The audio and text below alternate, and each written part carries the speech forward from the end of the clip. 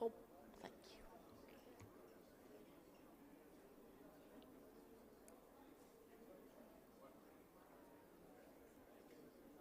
Good to see people making their way back.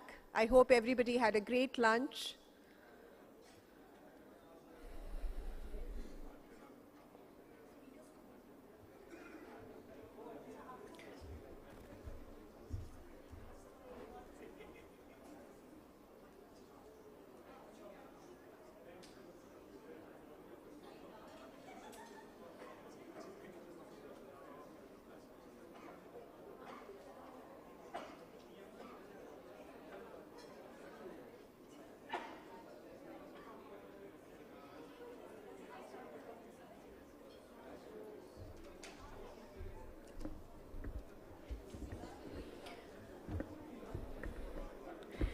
They say that two novellas, two stories, changed the dynamics of literature.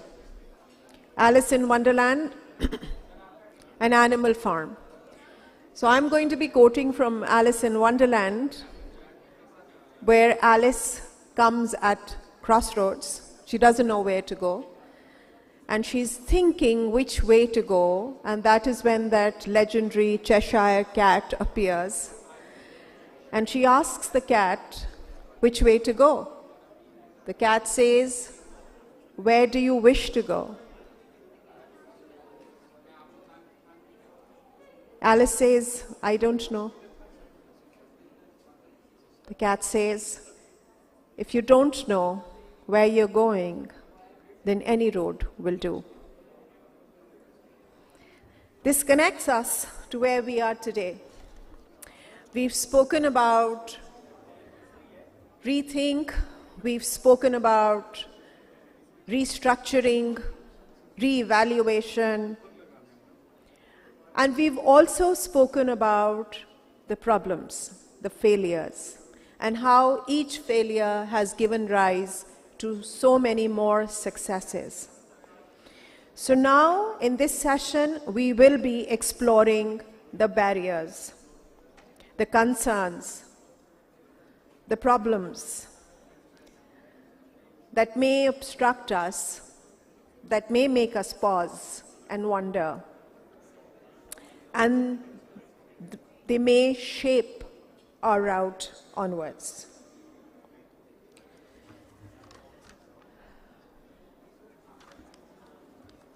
I invite Derek Hugenkamp here.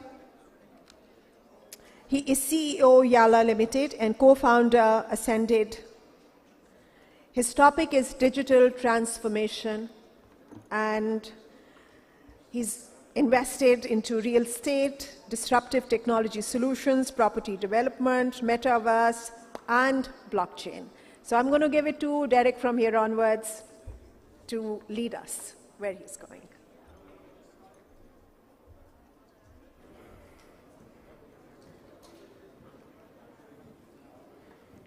Thank you. Hello, everyone. I'm going to speak about something different than digitalization only. Digitalization with ascending. So it means digitalization for good. Because everybody is afraid of AI, everybody is afraid of digitalization. But digitalization can also be used for good. So that is what I'm talking about. I see I don't have any sound now, which I previously tested. So technical team, can you please check the sound? Now it's coming. So digitalization of the world for the good. Who I am and what was my life journey. And then afterwards, with digitalization, and digitalization used for good.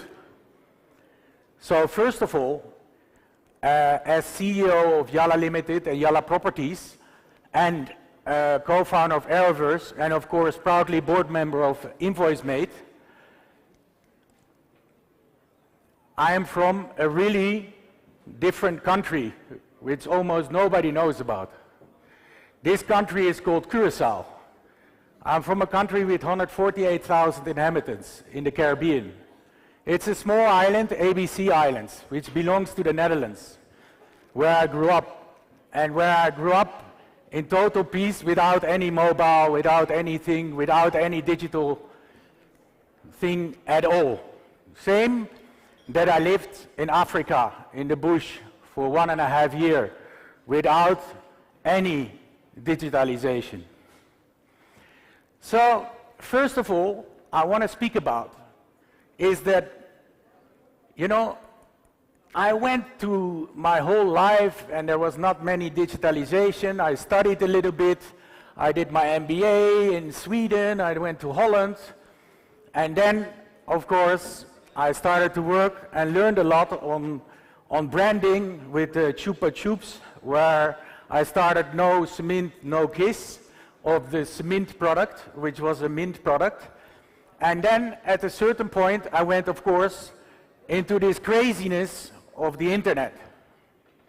So this has been repeating of history, because there was craziness of internet, there was craziness of telecom, there was craziness of digital currencies, there was craziness now of metaverse, there was craziness of NFTs. Every time there is craziness. And meanwhile, in my journey, I dealt a lot with hospitality. I opened several restaurants and bars and all around the globe, especially in Thailand and in Spain. So what is happening, you know? The thing is that at a certain point I thought, oh, I have to create something. So I started to create new destinations, so real estate, right? What was the difference? Like, for example, I wanted to give a product which is different. So I created nature. I imported to Dubai with my boss 1,800 species of plants, of which 900 unique to the Middle East, changed the desert with 3 degrees, the climate, and of course, we made a beautiful design, good quality, and we had the record sale still standing of several billion in 48 hours for each project. I mean, that is dirham, so divided by 3.7 in US dollar. So that was great, fantastic, so that gave me a lot of satisfaction, because I thought I contributed to the world. Then we were already thinking about integrating IoT and all these technologies. I remember the first thing which was really important of digitalization was the CRM systems.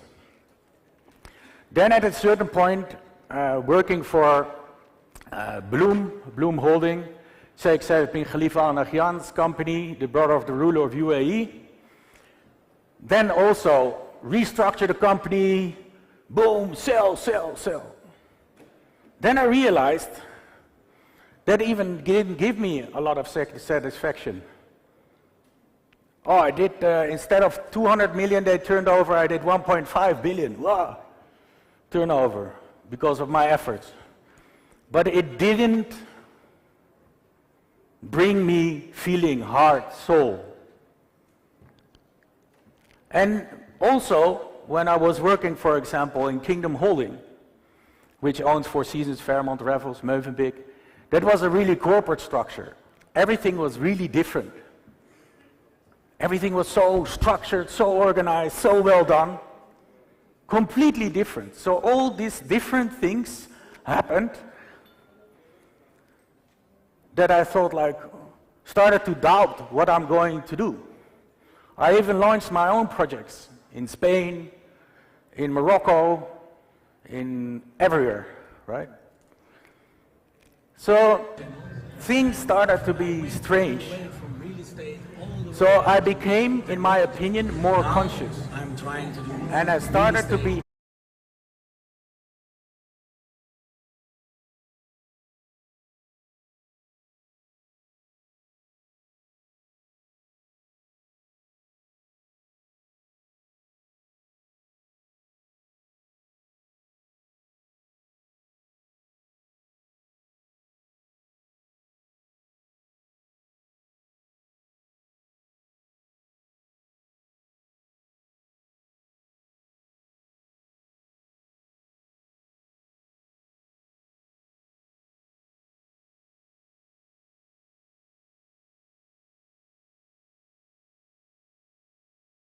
management. Imagine that you have a metaverse, an exact copy of your development or of your house, make it simple, of this podium.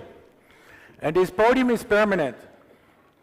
And this couch broke, this thing broke, and Mr. Boss of Nutshell is not here, he is in America, and he sees it's broken, and he just goes to the metaverse, clicks there, on the metaverse, clicks there. This couch and this towel, we know exactly what it's made of, we know exactly what the couch is made of, we know the providers, we know everything about where it comes from, we know the fastest way to get it.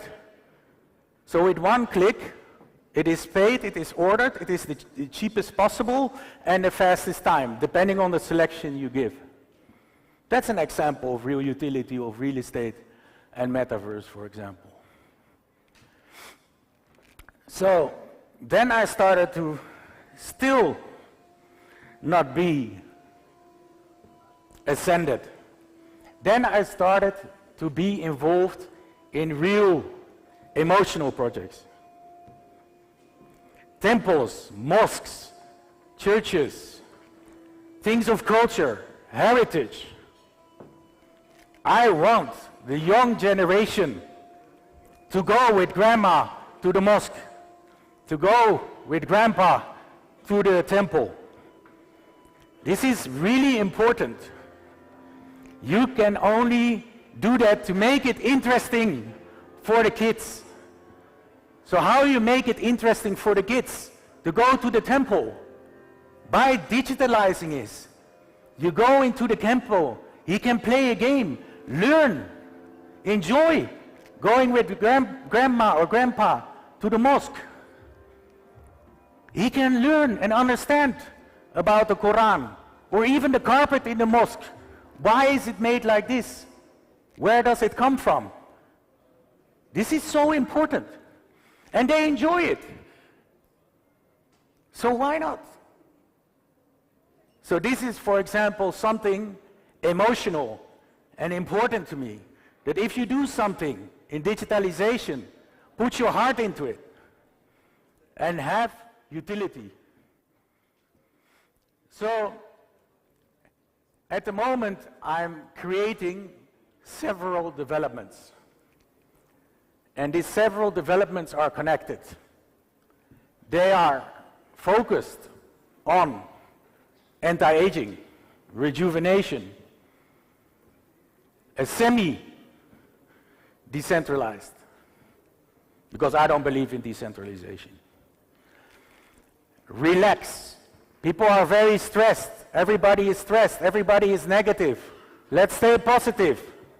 Focus on positivity, on integration with nature, less materialism, not being impressed by showing off. That's already happening during Corona, remember. What are you going to do with the Ferrari during Corona? What are you going to do with the Rolex during Corona? What is this? And now suddenly everybody buys again? Okay. No more excuses for yourself to start feeling. This is really important. And learn to respect and appreciate of what you have. For example, Pakistan, one of the most beautiful countries in the world I've ever been. Superfood, super people, young population. It is just fantastic here. And then all these problems. Why just stay positive? Stay energized, feel energized. This is so important. Appearance is not important. Understand this. It is not how others perceive you to be. It is first starting everybody here with yourself. And then you can help whoever. Your politics, your digitalization, your schools, your education, your mosques. This is important. It starts all with you guys individually. And then If we only start with this room, you know how much power that has. That is unbelievable. And digitalization can help with this. So, I'm going to show you a small video to make you a small summary of a project which I have been doing for a long time. And I think you will think like, whoa, what the hell is this?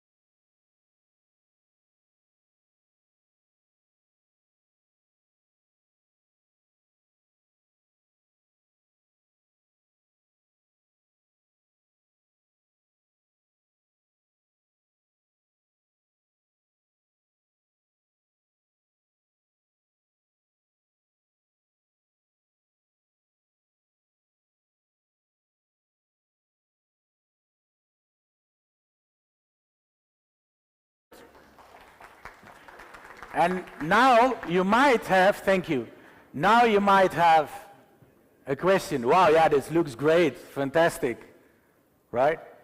What are you doing there? Okay, I can show you. We are doing a project in Miami. We are having in Shanghai land where we're going to build it. We are in negotiation in Koh Samui. We have Belize, 1 or 2 plots, one island and 1 plot, and many others in the making. So I hope also Pakistan, because Pakistan has one of the most beautiful nature and one of the best energy points of the world. Because Pakistan is history, Pakistan is creation, Pakistan is simply one of the most powerful places and points on this planet. So would be really happy to have them connected to a worldwide network. So for example, this is the castle.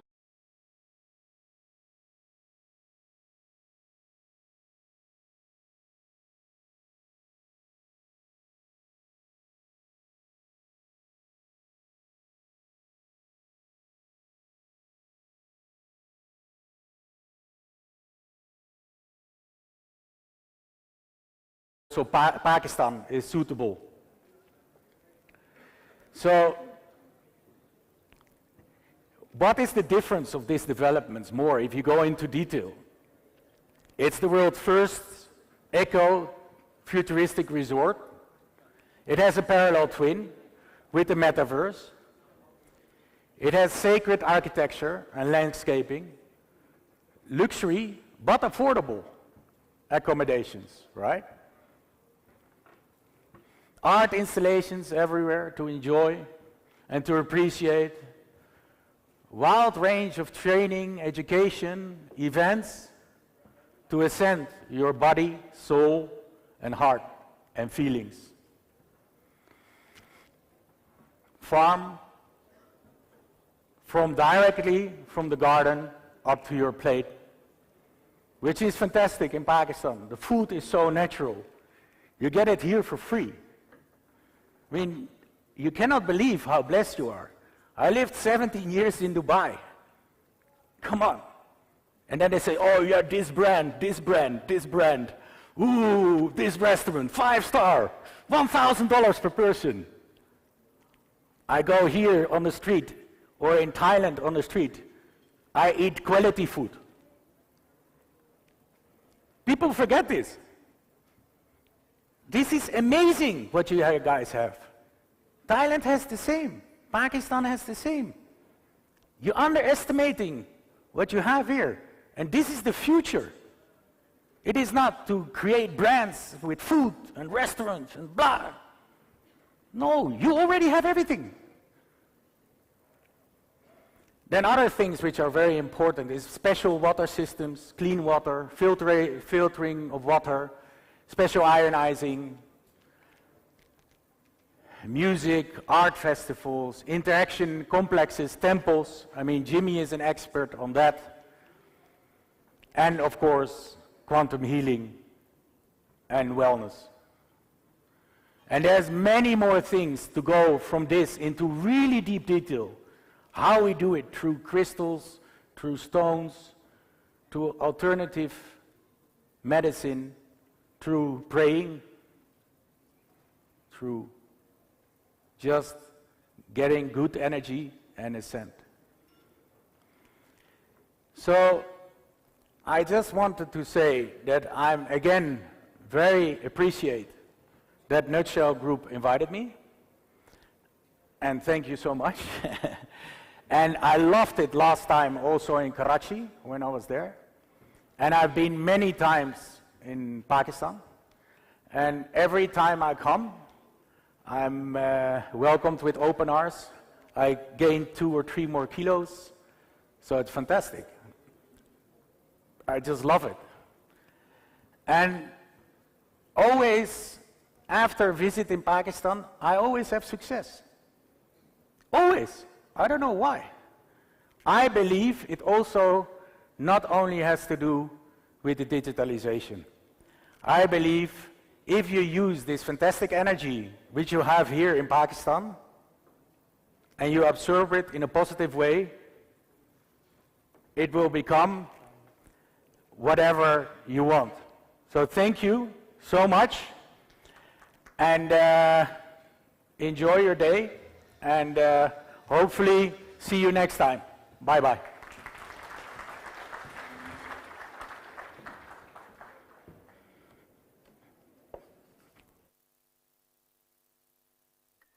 Thank you, Derek. That was wonderful.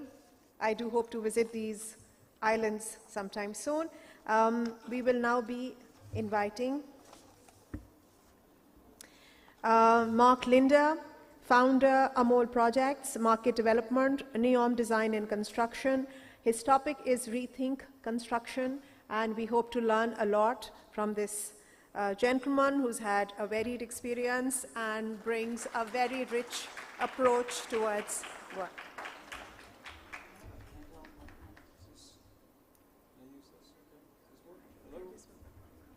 Hello, friends.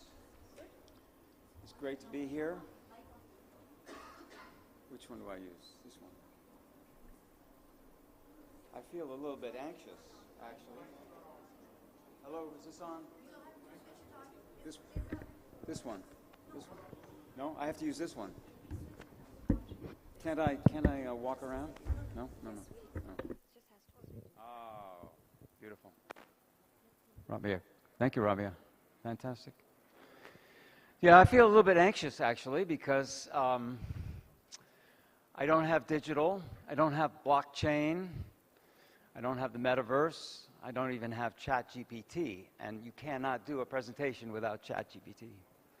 In fact, the thing I'm going to talk to you about is an 80-year-old idea. So maybe we'll do the following. I'll give you a chance to learn a little bit about this idea. It's based on one word.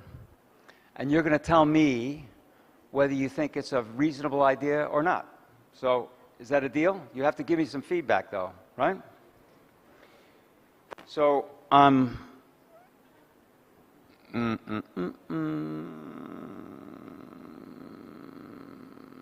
sort of here. There we go. American, living in Finland. This is a big day for Finland. We have two speakers. One actual Finnish. I just live in Finland.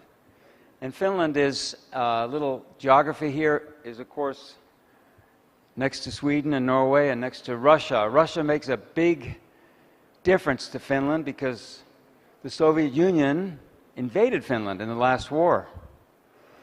And Finland had to give away about 10% of Finland to create a peace. And so Finland has a very strong military defense force, conscription, very glued together society, partly because we're sitting right next to that neighbor. So here's the idea. It's one word. It's a German word, takt. Can you say takt? Takt. Some say takt. This is it. You've learned a word in German. It means a beat. Takt is a beat, like a beat of music, like 4, 1, 2, 3, 4, 1, 2, 3, 4. That's takt. Okay? What we're going to talk about today is takt as a collaboration, like in an orchestra. Like an orchestra would not work if everybody didn't have takt, the same set of beats, right? That's the idea. You have this core idea we're going to talk about, and I hope I can make it relevant to Pakistan.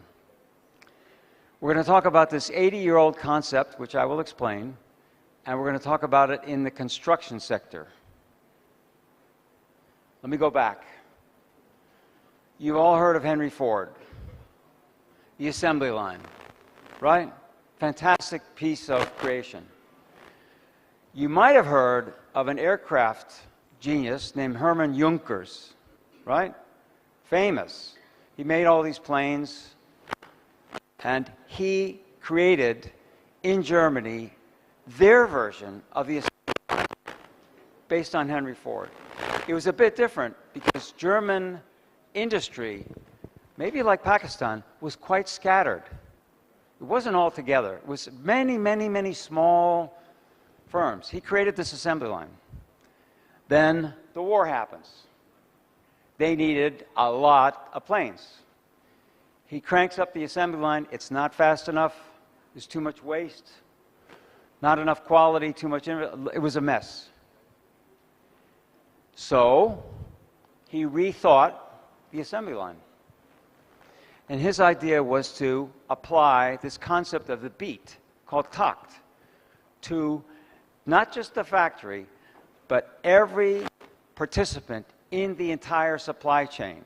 They would all be in a dance together. He said, we need one plane every 4 hours. So everybody had to have an output every 4 hours.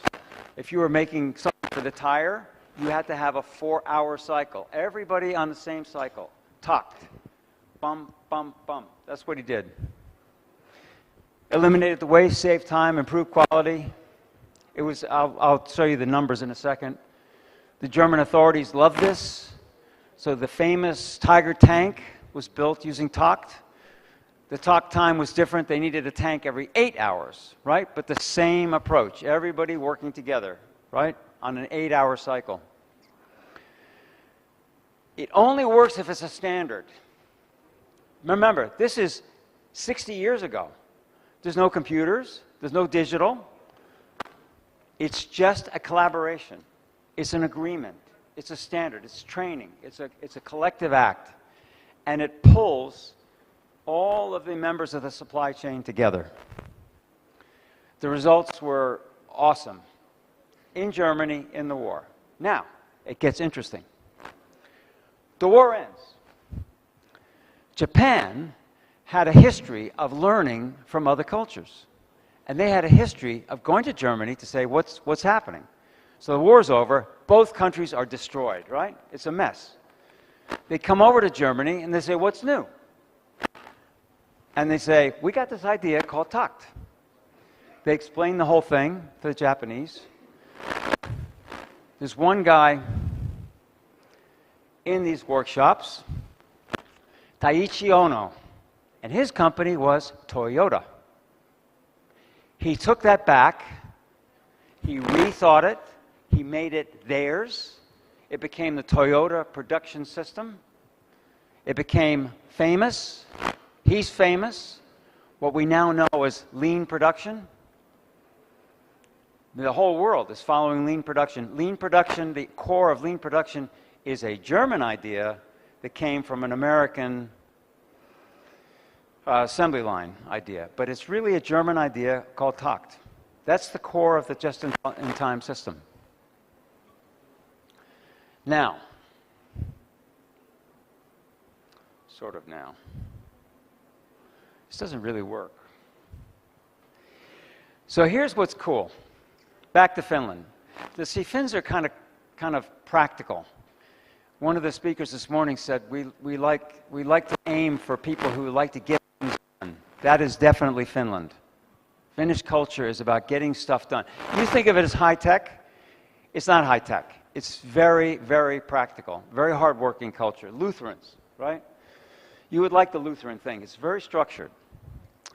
So this academic, Finnish academic, he was in Stanford actually at the time. He writes this paper. He says, hey, the whole automotive industry is going very efficient because of Takt. It's all becoming lean.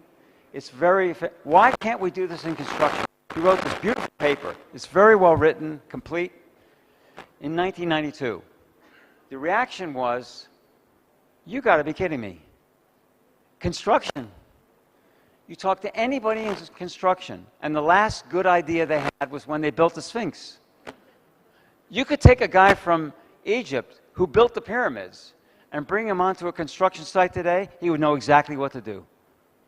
And this is true in every country in the world. You go anywhere, and you ask, what's the most inefficient industry you have? Oh, construction. Absolutely. Without question. So whatever you think of the construction industry here, everybody thinks the same thing of construction. And this is documented.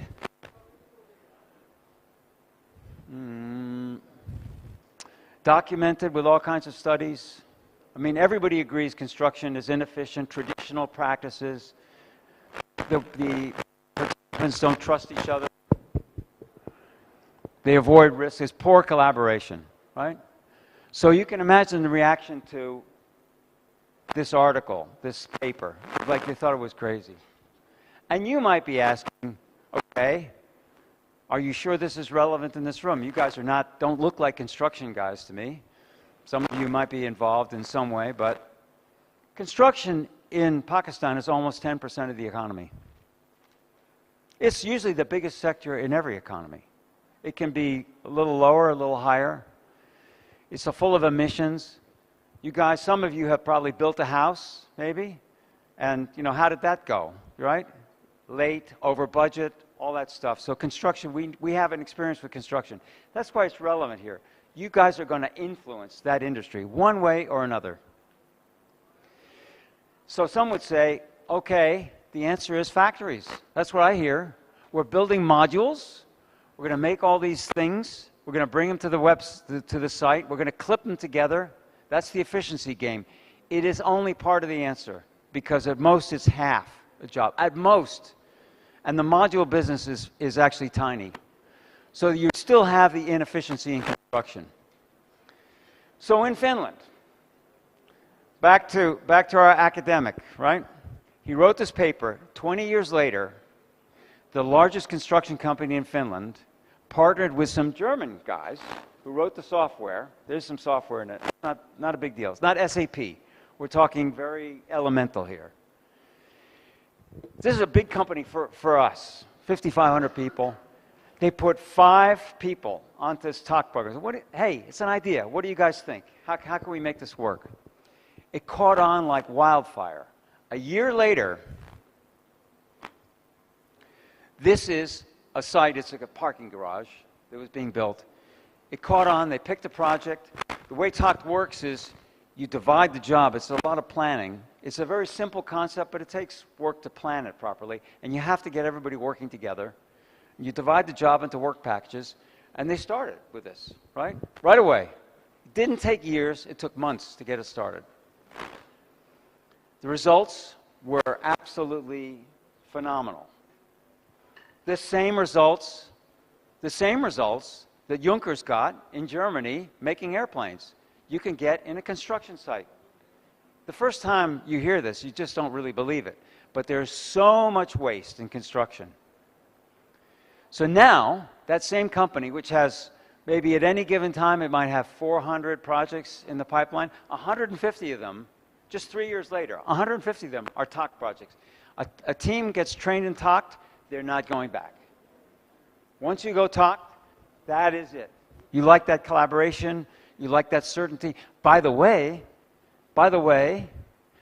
in a TOC system, the small suppliers can actually get paid faster because it has built-in invoicing. You can do a lot of things to make it more efficient.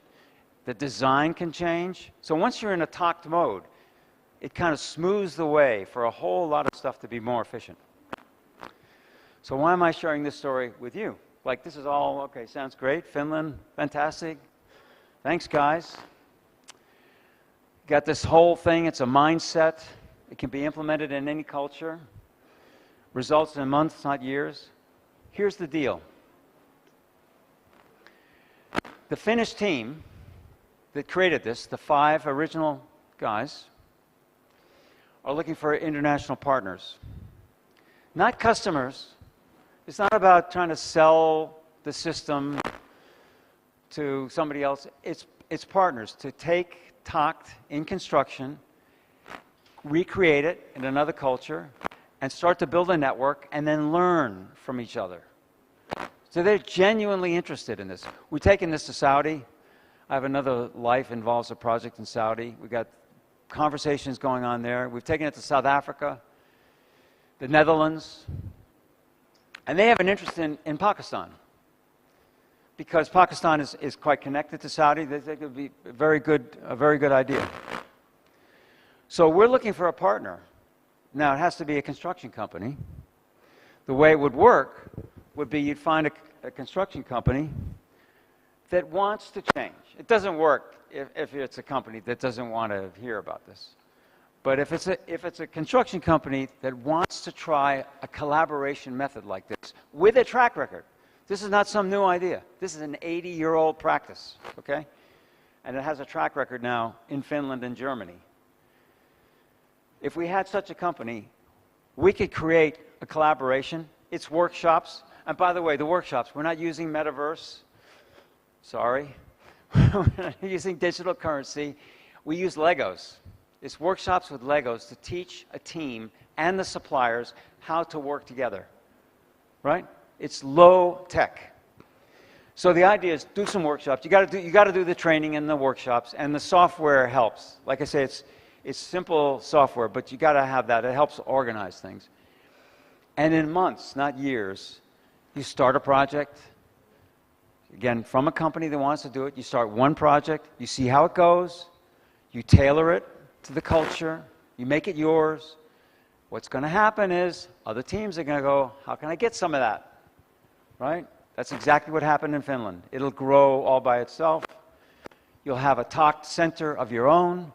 You'll have an international network to collaborate with, and you'll leap ahead in a productivity game.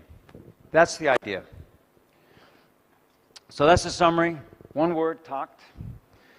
Big results, applied to construction, cooperation. Now, my question to you is, love to see a show of hands. Who thinks this has a possible chance of working here in Pakistan? Who? Okay. Okay, so there's some other, let me ask the question the other way. Who does not think this has a chance of working in Pakistan? Who is skeptical about this? You're skeptical? What do you think? Why what puts on your mind? In Finland, environments and Pakistan environments are much different.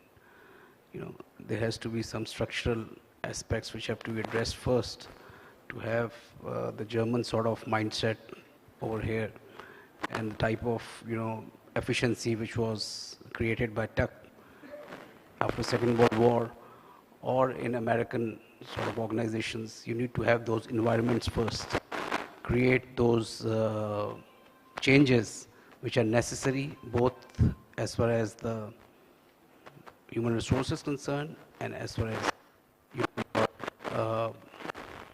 capability to produce that thing is concerned.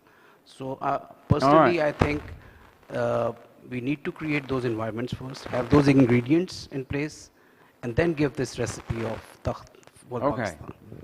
That's a semi-optimistic thought. So, thank you for that. If you believe this has a chance, come and see me. We'll try to figure out how we might find a company that wants to try this, to try a couple of workshops, see if we can get this across with you guys. Thank you very much.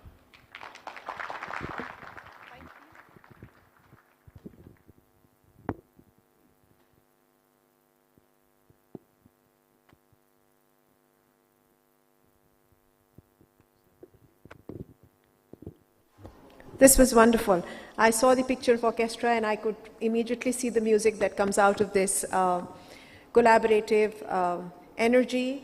Collaboration, of course, is the way forward, and the entire world is going on to that. So I am quite excited about exploring this takht synergy formula and learn from there. Next up, we have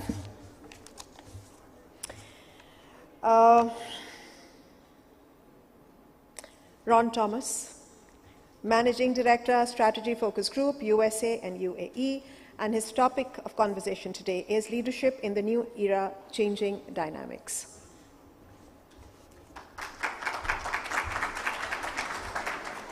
Okay, good. That's okay. Good afternoon. After lunch, trying to get re-energized. If there is such a thing, re-energizing after lunch. My topic is a little different from the other topics. I mean, we've heard strategy, we've heard business model changes, and we've heard all these cool things in line with the big rethink. But my presentation is going to be a little different because it kind of focuses on our greatest assets. How many times have you seen a CEO or a big shot talk about people are our greatest asset? We've all seen or heard that. And I often say, I would love to be the reporter that follows up. I would have a follow-up question. Tell me how your company exemplifies and enhances your greatest asset. I've had an opportunity to ask leaders that, and they stumble and kind of give me the talking points and all those kinds of things. But I want you to think of this. You could have the best strategy in the world. Your smart people could have figured out the best technology. But if you don't have the people that's engaged, that understands the purpose, you're going to struggle. So this is why I love the concept of the big rethink. And what the big rethink basically means for all leaders in the room is that your old way of doing business is archaic. How are we going to do business in this new dynamic? Because the old ways you're doing it is pre-COVID. I say in a lot of instances that COVID, and I lost a sister, I lost my college roommate to COVID, but I said for organization, it was kind of a gift. Understand the context of that. It was a gift. Because it's forcing us to rethink people. And how are we going to do that? So my task over the next 9.35 minutes is to get you to rethink your relationship with your workers who are going to carry out all the big talk that was done earlier. Is your organization fit for the future? I mean, we all said we're going to eat better, we're going to work out, we're going to do this. How long does that last? But you know, when you've got billions and billions of dollars at stake, this is the key. You're going to have to figure out, how am I going to energize my people? One of my prior roles was the CEO of Great Place to Work in Dubai. And I look at the numbers and the data sets and all these kinds of things, and I realized that people are going to drive it. There was research done that showed that if you use a 4-point rating system, there's a 20% differential between a 4 and a 3 and a 2 and a 1. Envision a 1, highly disengaged. How much productivity are you getting out of there? Not a lot. Take a look at this. 44% of executives rank change in nature of work as the top business model disruptor. So it doesn't care about your big strategy pieces. Your employees could care less unless they're engaged. 84% of market value of S&P companies, the tangible assets are created by people. And a shout out to the young lady I met who works for S&P, wherever she is. I met her earlier as I was coming back. Bad hires cost the company $8,000 a day. 70% of employees' motivation is influenced by his and her manager. How many times have you worked for a manager you could not wait to quit? Show of hands. Well, maybe not, because maybe their boss is here. But you know what I mean when I say that, because if you're working for a manager, you don't care about the big picture. You're just trying to figure out a way to get out of here. Candidate experience. What is it like to apply for a job? I work with a lot of HR companies, and I said, have you ever applied for a job at your company? Apply for a job at your company, and then you go apply for a job at all your competitors, which gives me the best experience. 50% of people leave a job to get away from us. Us. You know who us is? The room. Are we creating an experience that people want to work with us? I read an article last night about a young lady that was being headhunted for this big position. She said, I'm not going to leave, because here I was able to determine my days of work. Husband and wife both work. She decided to work on a Saturday and take a Wednesday off. Her company says, you design your work. She said, why would I leave? I have everything I need here. So when you talk about this people quotient, it's going to be important. Stat from UAE, 75% of the people are considering leaving their job. So it's important. So I'm reading a book now, I forget the title of it now, The Death Behind Getting a Job. The vast majority of heart attacks are on Monday morning. Why is that? Sunday night, oh gosh, I gotta go deal with this again. How many of you have had Sunday night angst? You may not want to hold your hand up because maybe your boss is here. Sunday night, you're struggling. You're struggling because you don't want to go deal with that. So my point to leaders is that you have to understand that, because when you understand that, you can have all the topics that you're going to talk about for blockchain and all of these kinds of new technologies and ChatGPT. It means absolutely nothing if you want to win the race, if your people are not into you. All the data backs it up. All the data backs it up. So all the models of reinvention and work, all of this. But here's the key. I love this slide. If you're talking big talk, big talk, C-suite, big talk, what's the people component of that?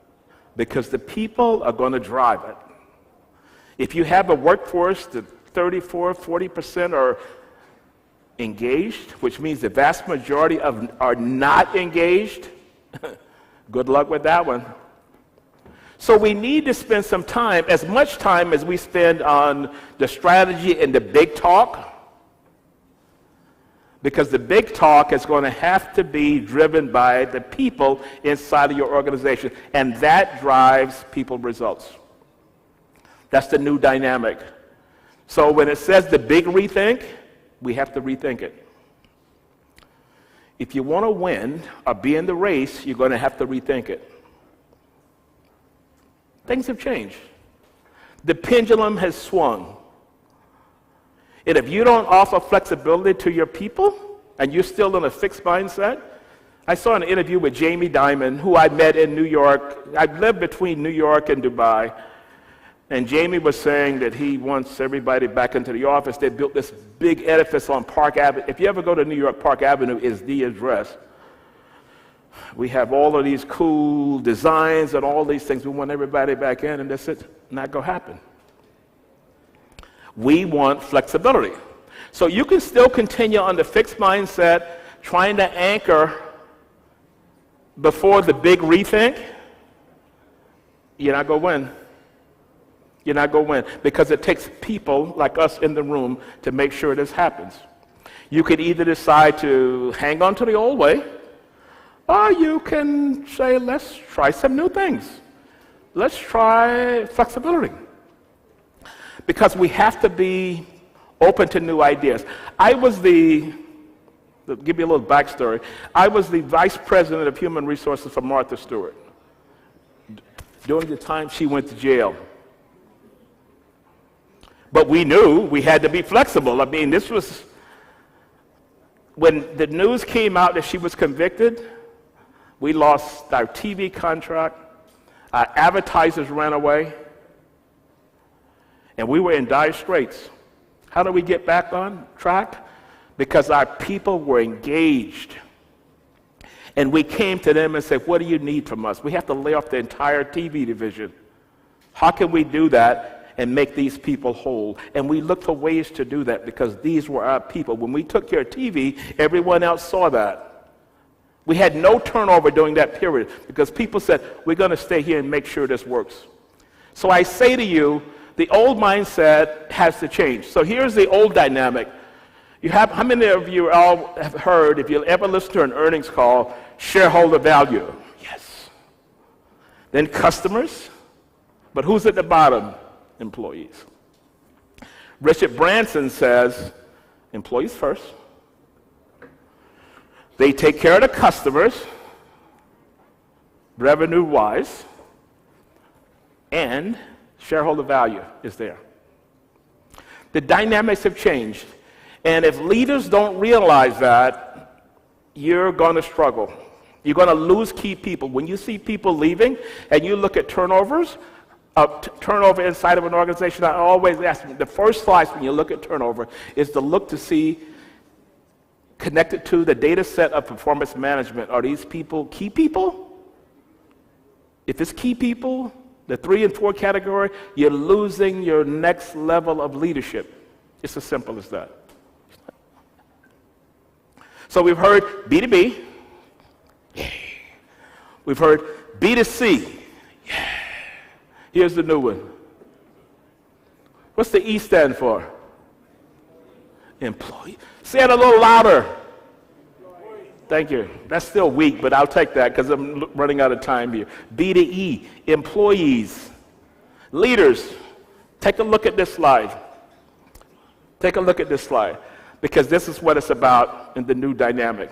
We can hold on to the past, or we can move to the future.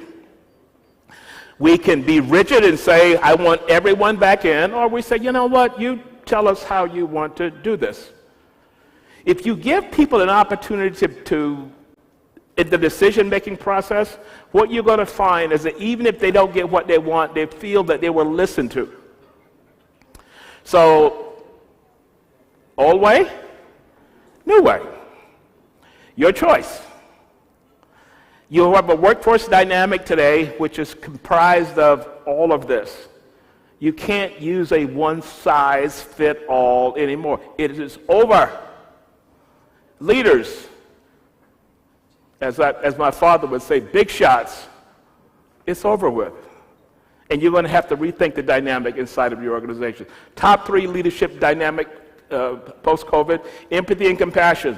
Who are you putting in charge of people? When you promote people, make sure there's a component of technical skills and people skills. Are you offering flexibility? Are you transparent in sharing? The same way that leaders shared today, my question would have been, have you shared this with your people in an all-hands-on meeting to say, here's what we're facing, here's what we need to do? Because that's what's going to be needed to happen. Leadership development is a journey and not a destination. That means we leaders, you have to read more. You have to read case studies. You have to stay in school. School means you look at interviews and you wonder, what would you ask if that person was there? I got it. Cool. Staying focused on getting better. The big rethink, make your organization fit for the future. Thank you. Good timing, yeah? I was watching the clock. Thank you very much.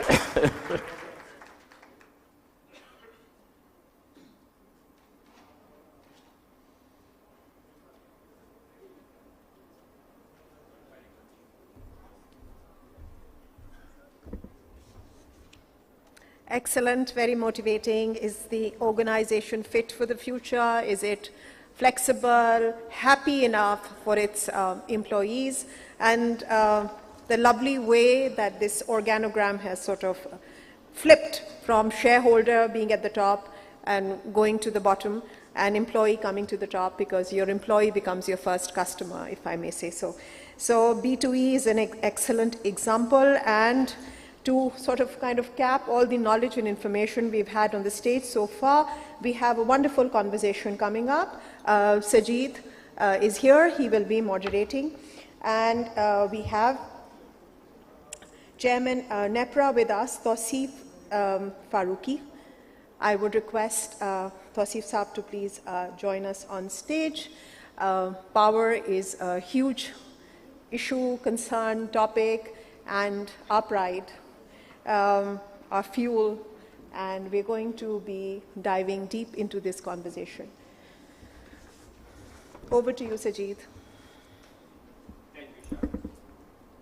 Thank you very much. I think when we talk about the public policy, it has got its own challenges and opportunity. When we are working in a private sector, our own businesses, it's very easy to operate. It's convenient to make decisions, but most importantly, it's easy to really motivate everybody to go through that. So if you really want to do something small, we can use a one hand and I can pick up this bottle, right? So it doesn't take even two hands. But if I have to move this sofa or this seat, I might do it with two hands. But if I have to move this stage an inch, just an inch, I need everybody in a hall to contribute towards that. And that's what the public policy is all about. From a formation to consultation to implementation to adoption. It takes everybody in a hall to do their bit to move this particular stage an inch. And that's what we are going to talk today. We discussed about the banking, we discussed about the digital. Energy is another area, from a generation to transmission to storage, which is going through the major transformation these days. And it's as important as the national security issue. And today, we have got Tausif Saab, who is right now you are looking at the chairman of NEPRA, but he has got a prior roles where he was on the other side of the table as well. He acted as a consultation by enabling a lot of other organizations to go through that process, from a power generation to implementation to transmission. So I think we will use his presence and try to learn, starting from a power sector and NEPRA, that how he has contributed, what has changed, and what is the big rethink happening within the NEPRA as a regulator. But we would also like to hear more about how does it feel to work on this side of the table as a regulator, and how to lead that, right? So, Tausif Saab, thank you very much for taking out time today. So we would definitely start with what your journey is and what the change we have seen in NEPRA recently and how it happened. Bismillah ar-Rahman ar-Rahim. First of all, I would like to thank my friend Asfar and his team for having me today, and thank you very much for hosting this fantastic event. I would like to take you guys on my first day in NEPRA, 9 o'clock in the morning on 5th of August 2019. Prior to that, I was in Abu Dhabi for 20 years, a truly multicultural, multinational society. I was working with more than 40 nationalities and openness, so many things that you can think of. The moment I landed, I was shocked to know the very first question I asked my colleague, who happens to be my engineering class fellow, he was my Director General Licensing, how many worth megawatt hours licenses we have issued. He says 65,000 megawatts. Why? Because his KPI was to issue the licenses. What was our peak demand in that year? 21,000 megawatts. Why the hell we have issued 65,000 megawatts? Because this is our job. If anybody comes to us, we issue them the license. Oh my God. That was 9 o'clock after landing through parachute from Abu Dhabi as Chairman NAPRA. There were also some peculiar circumstances in which I landed here. One of my Director General was picked up by National Accountability Bureau. So nobody was willing to sign on anything. Huge challenge. Everybody in power sector, may it be generation, transmission, distribution, they were not cohesive. They were not talking to each other. All the critical organizations within power sector, they were not talking to each other. I checked with my Director General, what is the way how we add capacity, power capacity in Pakistan? Absolute zero planning. There was no scientific way. It was like jungle bushes growing on their own. To add more insult to injury or more misery, there were 29 fatalities in Karachi alone because of rains. People got electrocuted. I asked my DG, how did you come to know about it? He pointed towards TV. That's how we came to know about it. 15 days have gone by. Did you receive anything officially about the incidents? Absolutely nothing. So I said, what kind of power regulatory authority is this, that 29 people have lost their lives? So first thing first, I addressed this problem first. The first order I issued as Chairman NAPRA to call K Electric in my office, and I asked them a very simple question. We have issued you the license for generation, transmission, and distribution. Like Queen issues James Bond a license to kill. Have we issued you any such license? Jaws were dropped, no. So the point I'm trying to make is, one of my colleagues is sitting here. If I'm going to have a meeting with my colleagues for 1 hour, 59 minutes they will tell me how this thing cannot be done. Only 1 minute we will spend, how can this thing be done? Now the same meeting happens for 5 minutes or 10 minutes, and we only discuss how we are going to do it. Not whether it will be done or not at all, how it will be done. Public sector, the beauty of public sector is, your boss is your boss because he was born few years before you. That's the only qualification he has. Is there any sunshine? Absolutely nothing.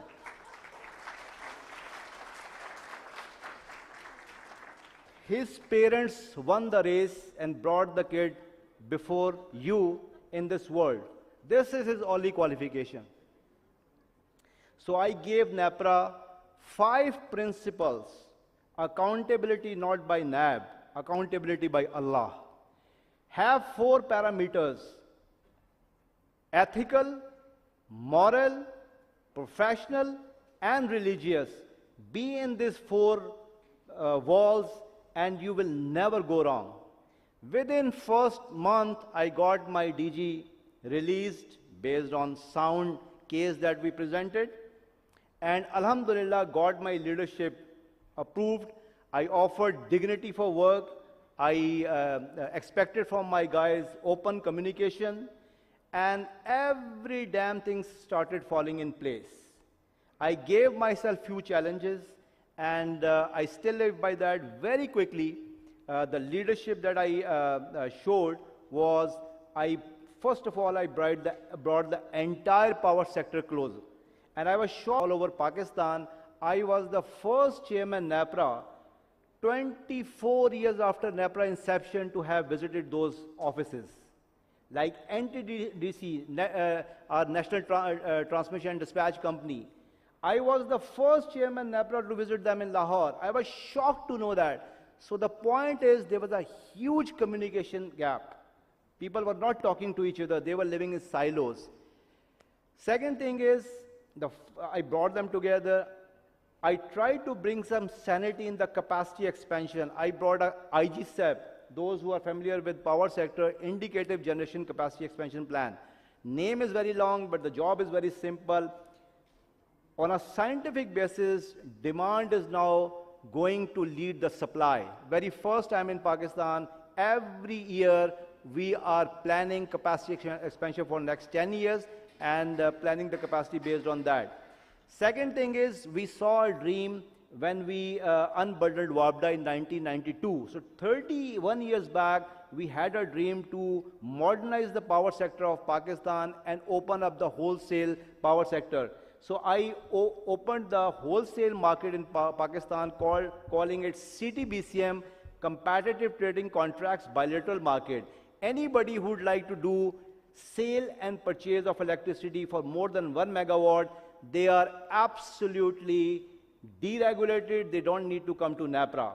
First time I gave license to each 3 provinces. 2 provinces I've already given, third one, Punjab, is on the way, so that they can have their own transmission licenses. So not only I brought competition in the generation side, but also on the transmission side.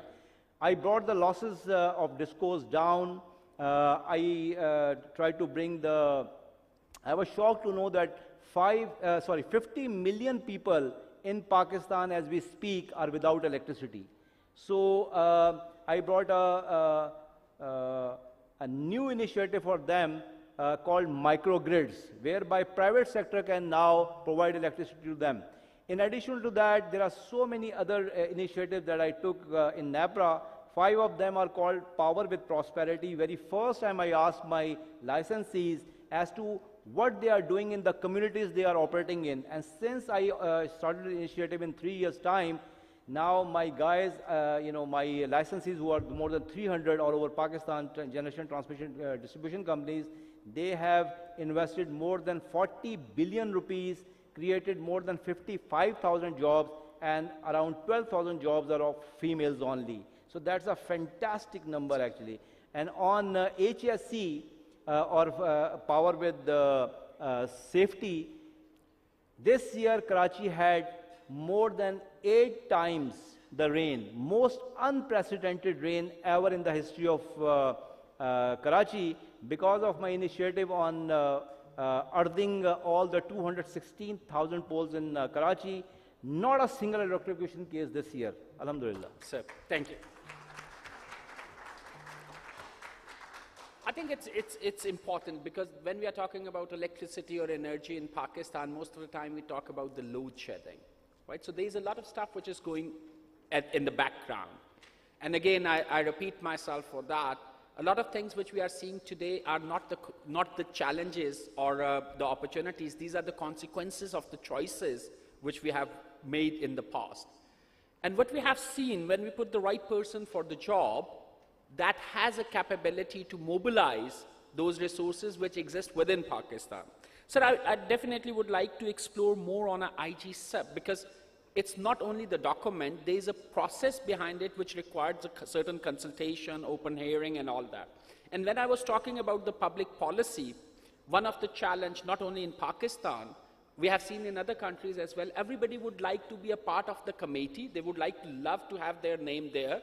But once it's come to the meeting, people who are supposed to come prepared with the documents, by reading what the policy was and where they can contribute better, we don't find those people really contributing in that way. And when the policies are approved, it's very easy to criticize that, right? Public policy is not only the government domain. Public policy is a public policy. And that's a two-way communication between two knowledgeable entities, where the one entity has a right to decide, but other entity has a right to provide the feedback. So if we go back to IGCEP for 22-23, by the way, it's an important document to go through, and it gives a certain background that if you are planning your businesses or energy generation, how it will work. So if we go back to this one, so how did you find that stakeholder engagement and consultation with the existing licensees, as well as with the other stakeholder who got engaged in the process? See, I spent 24 years out of my 31 years work experiences in the private sector. And planning, as they say, if you fail to plan, you plan to fail. So in private sector, the crux is basically sound planning. So that's what I have given to the power sector of Pakistan, that every year we are making a forward planning for 10 years. And it's a very, very robust, it's a very, very interactive process that I've adopted. First we take the demand projections from all the discos. I've created a market integration and regulatory affairs department called Mirad in all the 10 discos, and also in KE.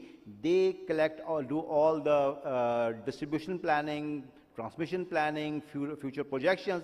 They give their data to NTDC, and based on that, the first thing that I challenge myself is that as chairman NAPRA, I'm not going to approve a single project which is going to be on imported fuel based, because the biggest problem we are facing right now is that even though we have capacity 43,000 megawatts, we can't even afford more expensive or most expensive imported fuel because 65% of our generation is on imported fuel.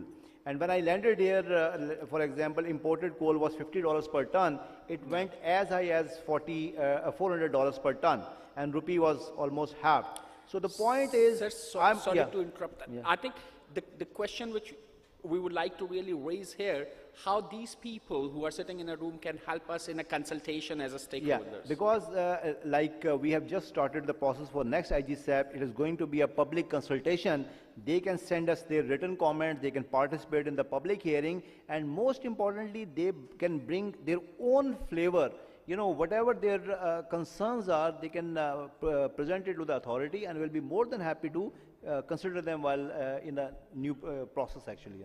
Now, thank you very much. I think, again, going back to my initial comment, public policy means public policy. It has to take two people, two sides of the story, right? So we have got a certain role. If we feel we are going to be impacted, and in energy everybody does, so we have to provide that kind of feedback. So we can take one or two questions before we end that. We have got 4 or 5 minutes, so any question from that side? Sir. Mr. Ron. Mr. Ron. Mike. The situations that Pakistan is facing, and you were able to come in with your skills from the corporate side, and you brought that into the governmental side, and you created great results. Should that be a model, or should we depend upon the person who's in the role to the next role and has never had any outside experience? What advice would you give the government as to how do you build the next level of leaders in Pakistan? Should it be the external approach, or should it be all internal? Ron, I'm really sorry. There's so much resonance. I couldn't hear. Did you hear? Yeah. So, if you can repeat the question, please. Yeah, it was a little difficult. How would you advise governments? You inherited this department, and you realized that they weren't using a sort of business approach. And you came in and brought that, and you had great success. Would you advise that for other governmental agencies to use an external talent to come in and reinvigorate the department? So the question is it advisable for other agencies to do the same? Yeah, absolutely. See, honestly speaking, I personally don't agree with the topic, today's topic, big rethink in Pakistan. I think we have to think about a very, very basics in Pakistan. We have to set them right. So the best thing is generally the whole world learn from the experiences of those who have already demonstrated that or executed that. And Pakistanis are very well placed all over the world. And since I lived in Abu Dhabi 20 years, I know they have a passion for making a very positive contribution for their own country. And since I have come, I'm in a very, very, very regular interaction with the government and giving them advice. We are not the policy makers, government is, but we are the policy implementers being the regulator. But we have a very, very strong contribution to make, or very pivotal role as far as coming up with the sound policy for the implementation of for improving the power sector of Pakistan. I mean, just coming, before coming here, I was, for last couple of hours, I was with the ex-Prime Minister of Pakistan and giving him few advices. So yes, you're right, that's our job. Thank you. We can take one more question. Sir, thank you very much for sharing a great success story. I would like to know, being chairman of NEPRA, what is your policy towards hydropower generation? To my knowledge, because I came to know only Indus got 60,000 megawatt power production, and that's renewable energy and very cheap. What was your policy, and what you recommend? Yeah, thank you very much for asking this question. In previous government, once Prime Minister Imran Khan was leading that, and he said, I would like to take Pakistan's 5% renewable energy to 30% in next 10 years' time. So I raised my hand. He said, yeah, Tausi, what do you have to say? I said, what if I suggest you something, and today we reach 34% on renewable energy? He said, what is that? I said, everywhere in the world they classify hydro as renewable energy. God knows why. In Pakistan we call it Tarbela Dam, Mangla Dam, Warsak Dam, but we don't classify it as renewable energy. He said, how would it help? I said, it will help in two ways. One, what you like to achieve in next 10 years' time, we'll achieve today. And let's take incrementally that 34% will become 60%. And Pakistan will be a very unique country to produce 34% renewable energy electricity. And the second thing is, with Europe, we are on GSP+. We can easily apply for GSP++. That will be a huge tax benefit.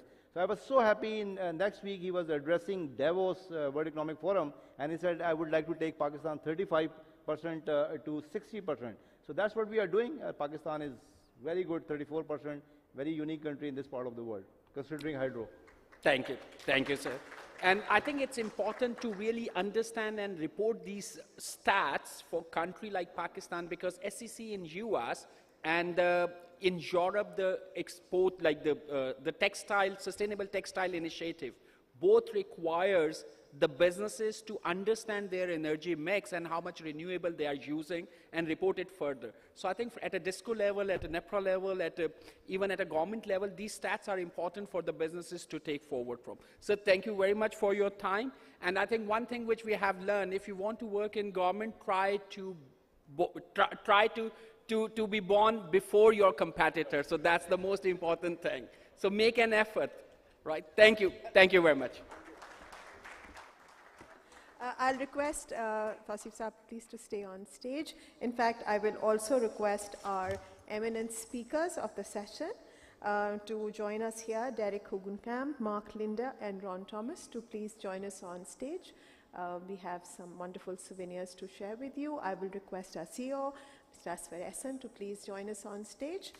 A special request goes out to General Retired Zubair Mahmood Hayat Saab, Nishan-e-Imtiaz Military, Chairman Joint Chiefs of Staff, Committee 2016 to 2019, to please join us on stage to give away our souvenir to our eminent speakers.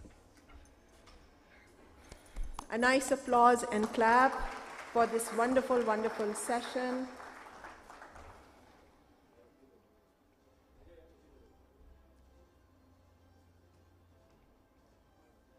Honored sir.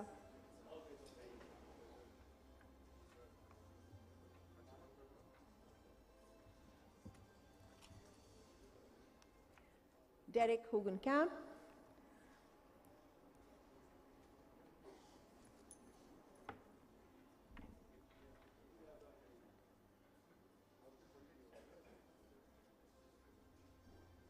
Derek Hugenkamp, please. He's not here? Okay. Mark Linder.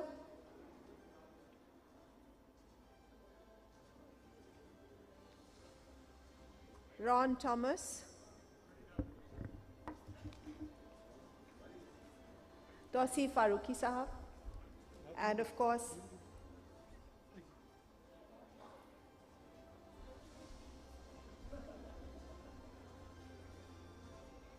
and Sajid Aslam.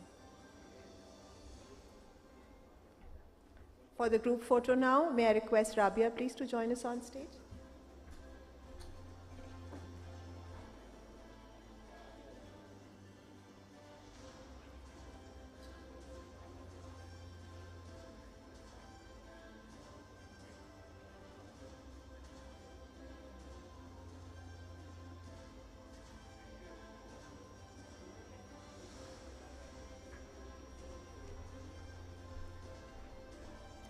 That's the closing for session number 8, and I'll request Rabia to take it from here.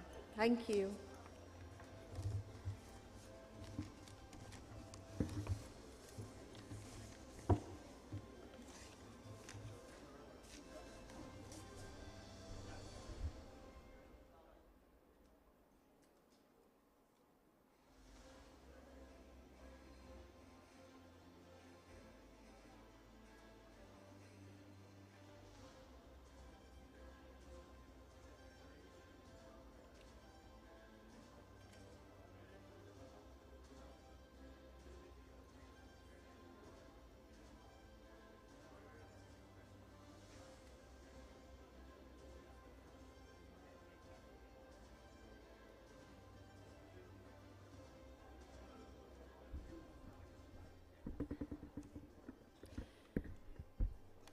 So, a famous saying goes, ladies and gentlemen, that the nature of change has changed.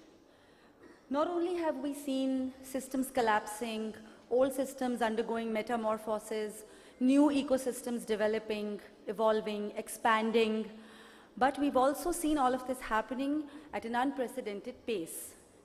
This era most certainly has proven to be a great showcase for agents of change that have propelled the world forward. We now have a special session with General Zubair Mahmood Hayat, retired, Nishan-e-Imtiaz Military, Chairman, Joint Chiefs of Staff Committee 2016 to 19. He was the 16th Chairman, Joint Chiefs of Staff Committee. He's a graduate of Fort Sill, Oklahoma, USA, Command and Staff College, Camberley, UK, and the National Defense University, Islamabad. He has 2 master's degrees in War Studies and Military Science. He is also a recipient of the Humanities Gold Medal, Master Gunner Award, and Master Warfighter Award. General Zubair Mahmood Hayat has delivered lectures on peace, security, and defense in foreign military institutions and think tanks across 6 continents. His key staff appointments included Army and Air Advisor, United Kingdom, Chief of Staff of a Strike Corps, Private Secretary to Chief of Army Staff, Director General Staff Duties at General Headquarters, Director General Strategic Plans Division, and Chief of General Staff, Pakistan Army. In recognition of his meritorious services, he has been decorated with Nishan-e-Imtiaz Military, Hilal-e-Imtiaz Military, and is also a recipient of the Legion of Merit of Turkey, the King Abdulaziz Medal of Excellence, Kingdom of Saudi Arabia, and Honor of Defense Staff, Italy. Please let's have a round of applause for General Mahmood Hayat as he joins me on the podium for his special address.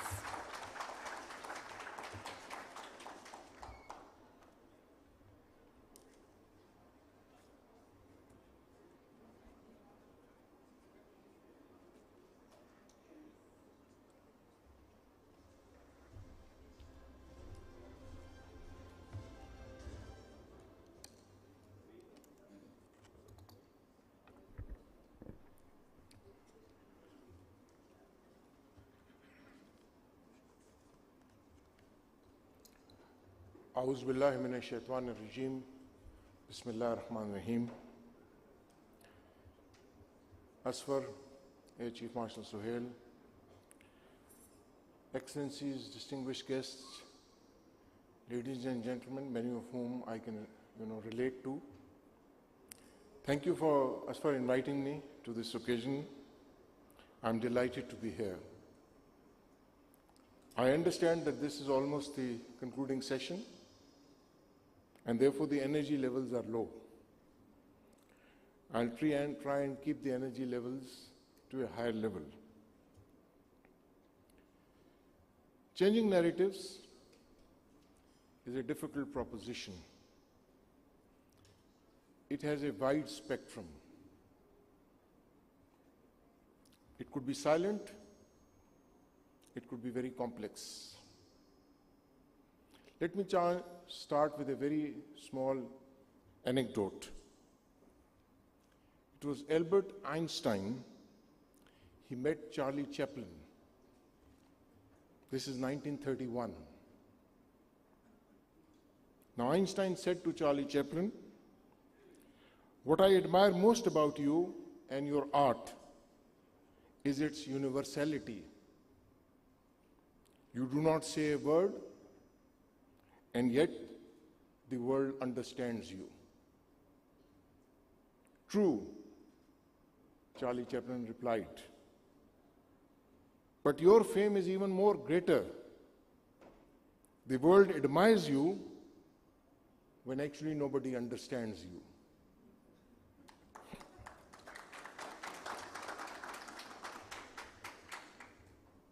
So why this moment to talk about changing narrative?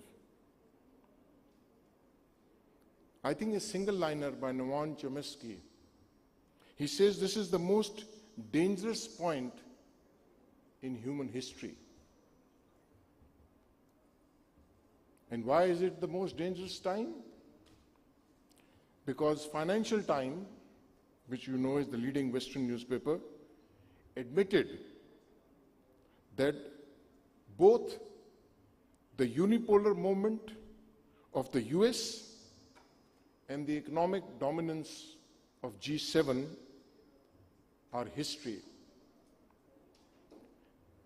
And it quotes a figure which is very startling. From year 2000 to 2023, that is this year, the G7 share of global GDP fell 14%, from 44% to 30% of the global GDP. In the same period, China's share of the global GDP rose by 12%, from just single-digit 7% to now closing on to 20%. And you can see the changing narrative. And therefore, it was not without reason that futurist Alvin Toffler had said that the illiterate of the 21st century will not be those who cannot read or write, but those who cannot learn, unlearn, and relearn. And it is in this unlearning and relearning that the prospects of changing narrative actually resides. Now, going to the foundation of the changing narratives, it is important to anchor it on humans. Because humans, as you know, are social animals. All human narratives are therefore societal narratives. Narratives define societies and nation, and changing narratives evolve both.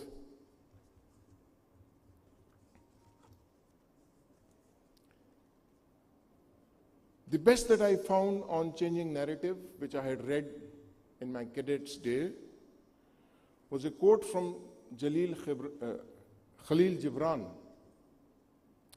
He said, "If you see a slave sleeping, let him sleep, for he may be dreaming of freedom. I say, if you see a slave sleeping, wake him up and tell him about his freedom so that he may work towards it." That's the way to change narrative. Now, narratives are both dynamic and transitory in nature. And therefore, there could be either evolutionary or revolutionary.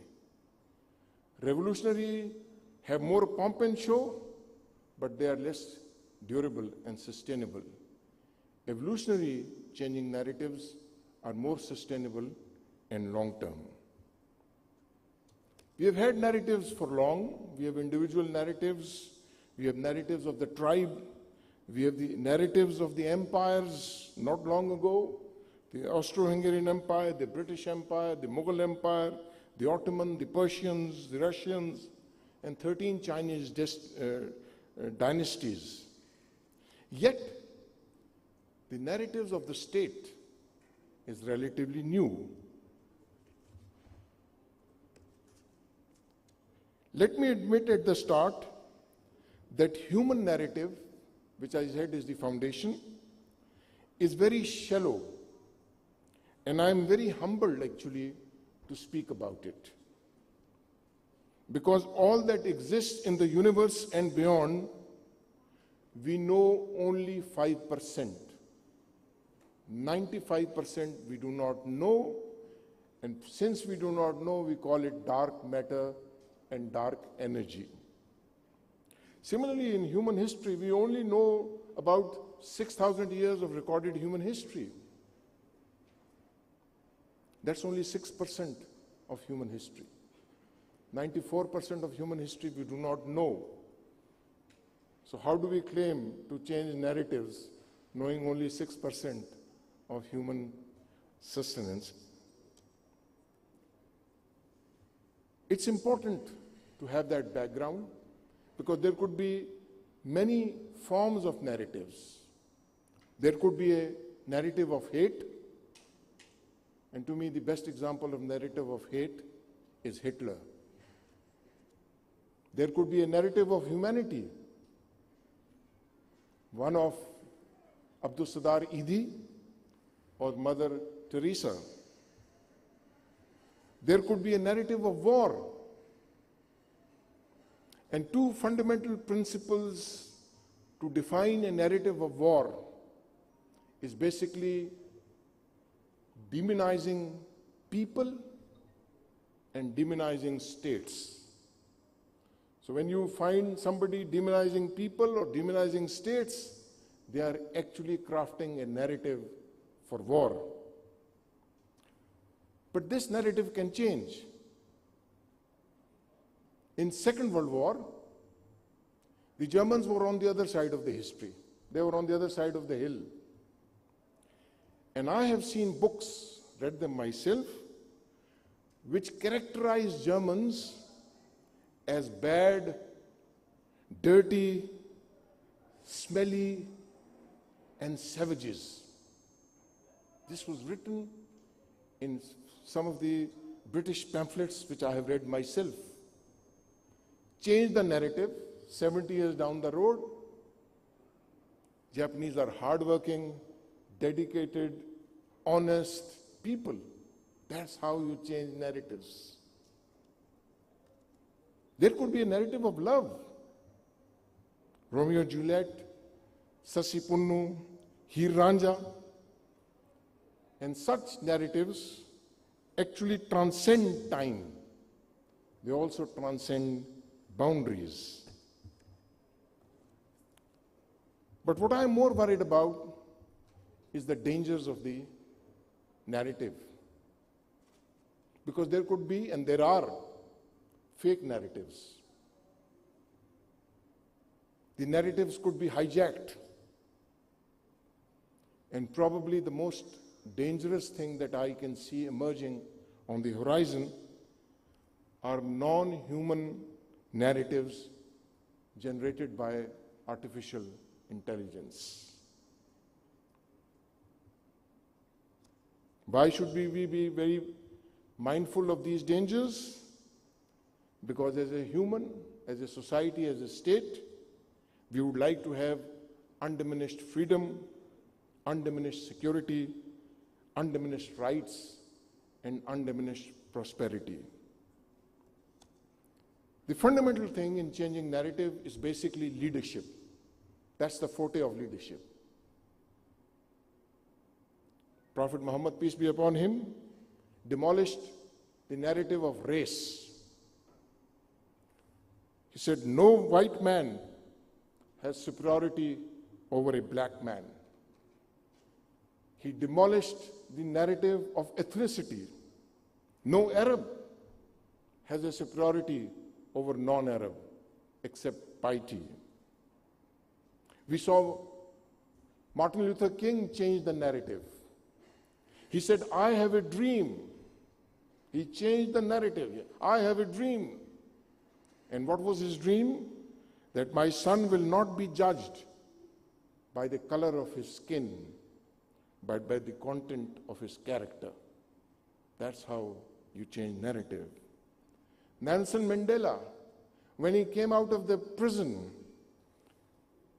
he made that famous statement about freedom as indivisible. And we also saw our Qaid, Muhammad Ali Jinnah, change the narrative and saying, we are a nation. That was shaping the narrative. But now narrative is being more impacted by technology. The impact is both within the reach and the speed. And the two basic cardinals of this technological impact of changing narratives is basically, as I said, one, artificial intelligence, but artificial intelligence is basically based upon data. Now, changing narratives will have impact at all tiers, at operational tiers, at tactical tiers, at strategic tiers, at grand strategic tiers. I'll give you two examples. We all know that Elon Musk's brain implant company called Neuralink has finally received the FDA approval to initiate its first in-human clinical study. What is Neuralink doing? It is working on helping people with impaired vision see and solve many types of neurological disorder. And how is that being done? It's being done through two means, and they are going to change the narrative as far as humans are concerned. They are creating a digital bridge, and they are creating a digital thought decoder. Now, in that aspect, the Swiss scientists have recently helped a paralyzed man regain control over his lower body with the help of artificial intelligence. And how did they do that? They created a digital bridge between the man's brain and his spinal cord, bypassing the injuries and thus allowing him to walk again. The researchers actually captured man's thought and using AI through a thought decoder had them pass to the spinal. This is how human narrative is changing. Now in this, what will become more fundamentally important is the human-machine interface. That will be a next level, how narratives will get shaped and changed.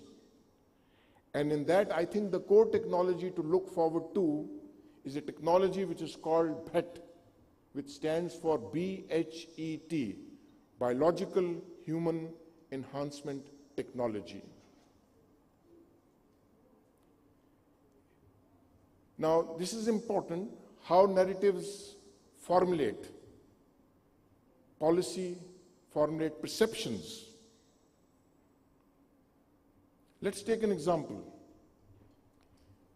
A man creates a homemade bomb. In the West, he's called a lone wolf.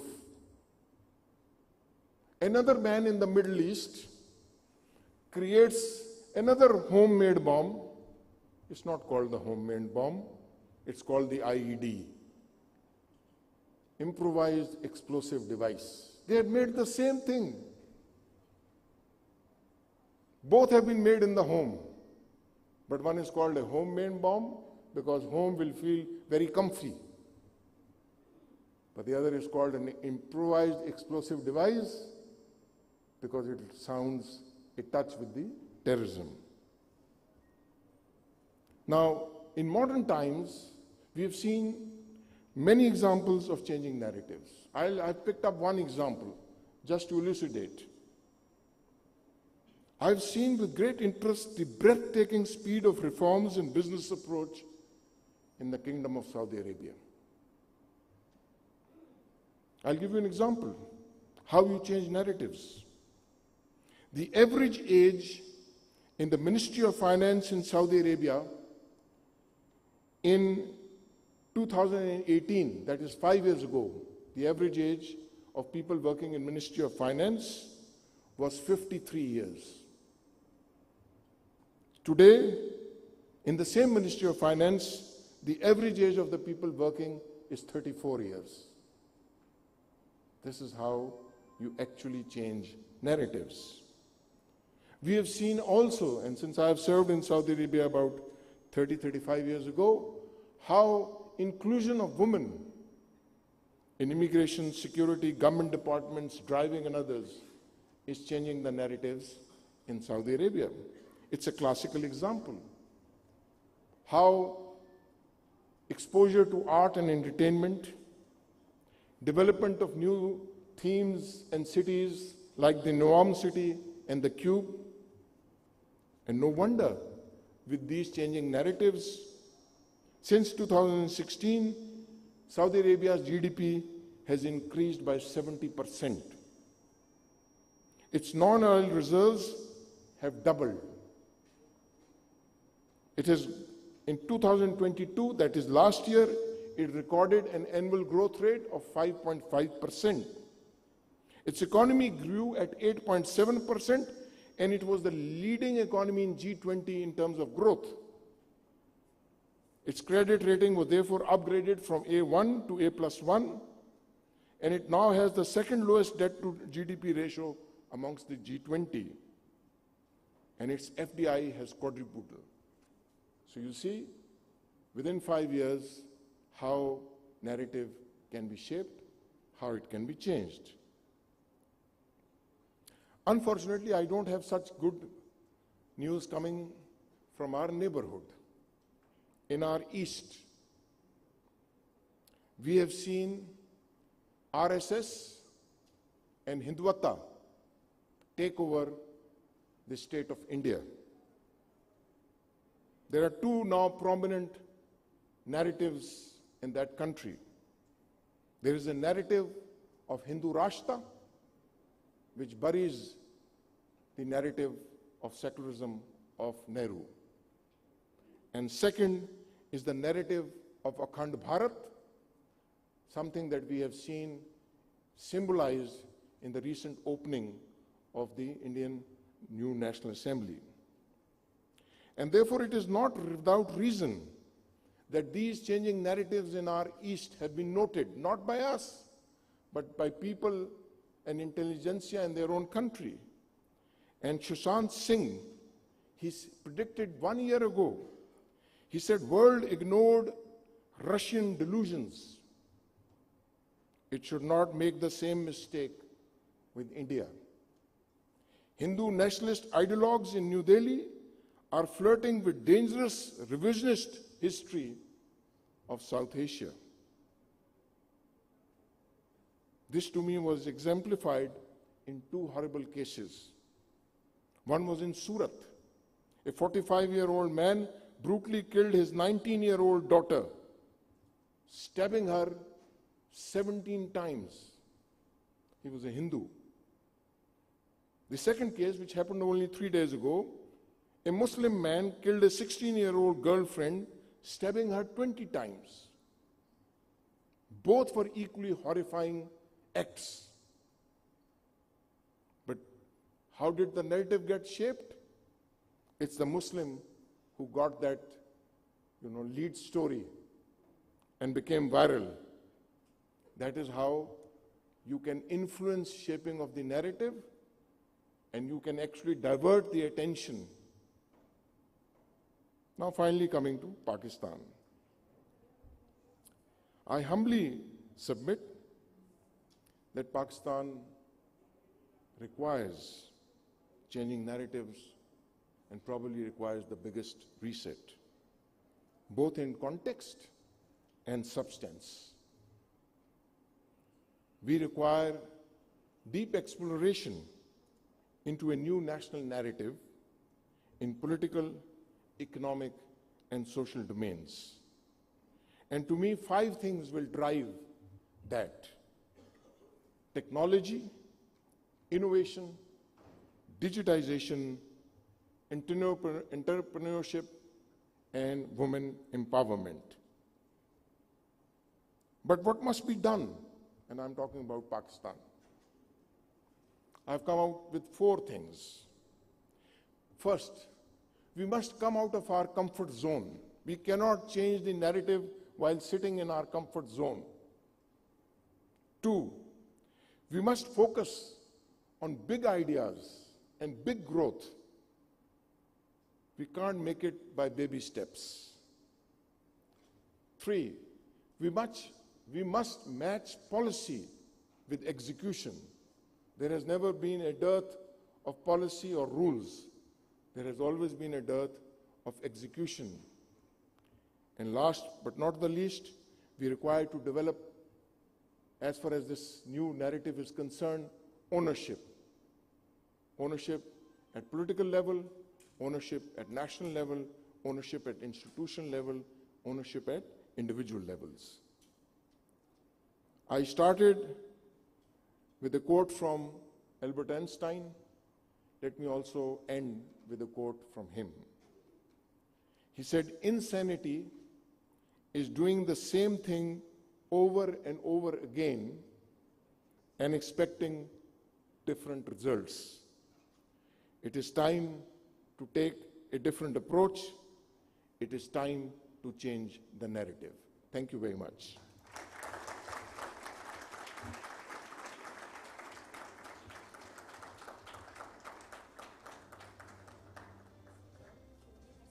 जी थोड़ा सा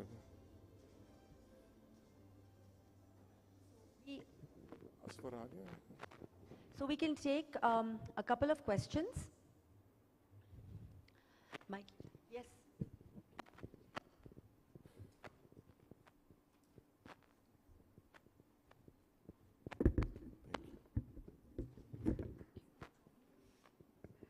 So thank you very much. If you can kindly, yes, Umar. So thank you very much for a very, very enlightening discussion. My question is, sir, when a time comes in the future when AI disruption gets into governance and the governance models are purely based on welfare and some AI model is running a government, what space will that leave for ideologies? What kind of narrative will be there, and what social fabric will look like? Thank you. Ma'am, this is not $1 million question, it's $1 billion question. You see, this is fundamentally, as I said, when I talked about the 3 dangers, the greatest danger that I spoke about was non-human narrative. Non-human. I termed it as such, because if it was human, it would have empathy. The danger is that when you have a non-human narrative, it would be devoid of empathy. And therefore, you have seen in recent times that many leading technical experts, leading the companies who are actually driving the artificial intelligence, have actually asked for a pause, what we call as a strategic pause. I don't know in modern history that people involved in race to develop something, ready to get their patents in new dimensions so that they can have the proprietary over it, are actually calling for a strategic pause. Because the political climate globally is so divided that it is not focusing on the real challenge to the humanity that is developing in this phase. So I have an answer to you which I gave, but I probably don't have an answer which is specific to your question. Thank you.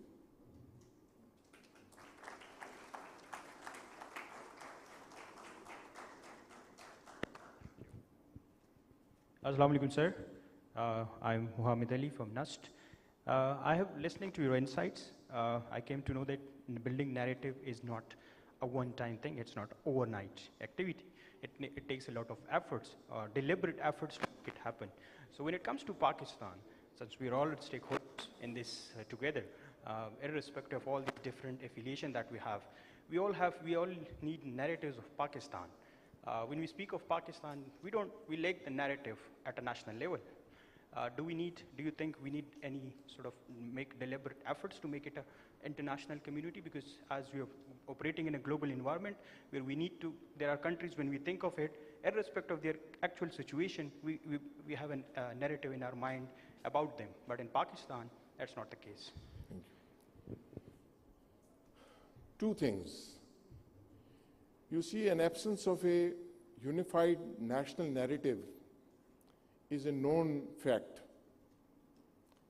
But nations have actually overcome this challenge. And I gave you the examples of Saudi Arabia very recently, and I gave you an example of South Asia moving away, South Africa moving away from apartheid. So nations have done it. I also indicated to you that probably in the nation, once we have to change the narrative, then leadership will have to take the leading role in shaping that narrative. It is trying to rebrand yourself, not artificially, but grounded on your own reality, your own faith, your own culture. And to me, individually, I find a lot of hope, even in institutionally, like NUST that you talked, you come from NUST. I know NUST has changed the narrative. It has crafted and built a new paradigm as far as education in Pakistan is concerned. You see, we are only 75 years old. When we came into being, we had one university. So in 240 years of British rule, they left one university. Today you have more than 240 universities in Pakistan. So it takes time to build the narrative and change the narrative. And I believe the next generation has more spirit, has more vision, has more ethos. As long as you stay grounded, I wish you good luck.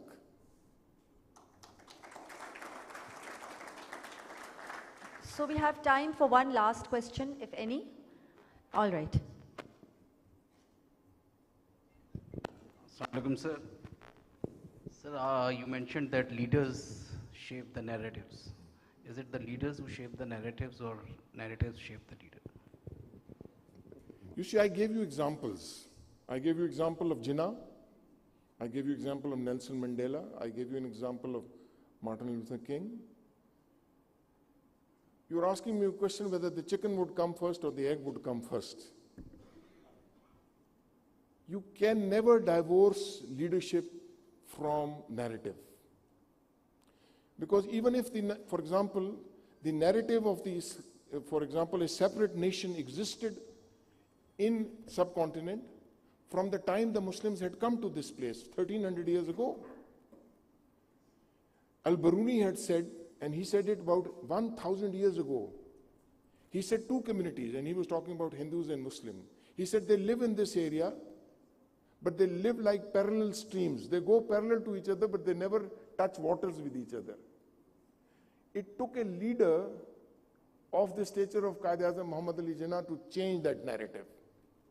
So for me, while there is a societal evolution which takes place, which is essential if that narrative has to sustain, and I talked about evolutionary narrative. Otherwise, you will get a Khomeini which will have a destructive narrative. Thank you very much.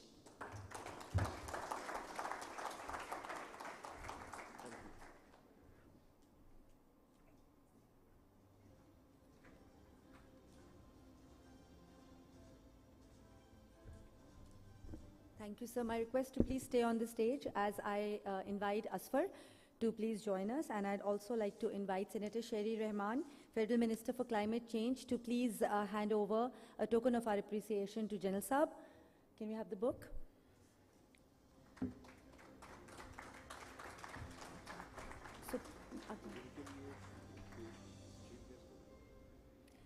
So the book is called Pakistan, Economic Challenges and Solutions, and this is a book by Dr. Ishrat Hussain. And we had a kind of a soft launch for this book at LIIBS in Islamabad, and all our speakers and panelists have been given this book as a token of our appreciation, and also because it is so relevant to everything that we have discussed yesterday and today.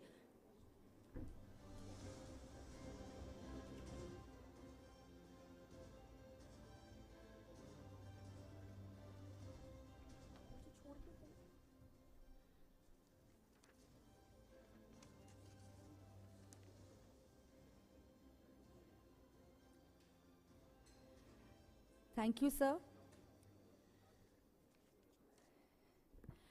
So now we are approaching the closing session, and we'll be conducting the closing session in the form of a conversation with Senator Sherry Rehman, Federal Minister for Climate Change. Ma'am, please take a seat.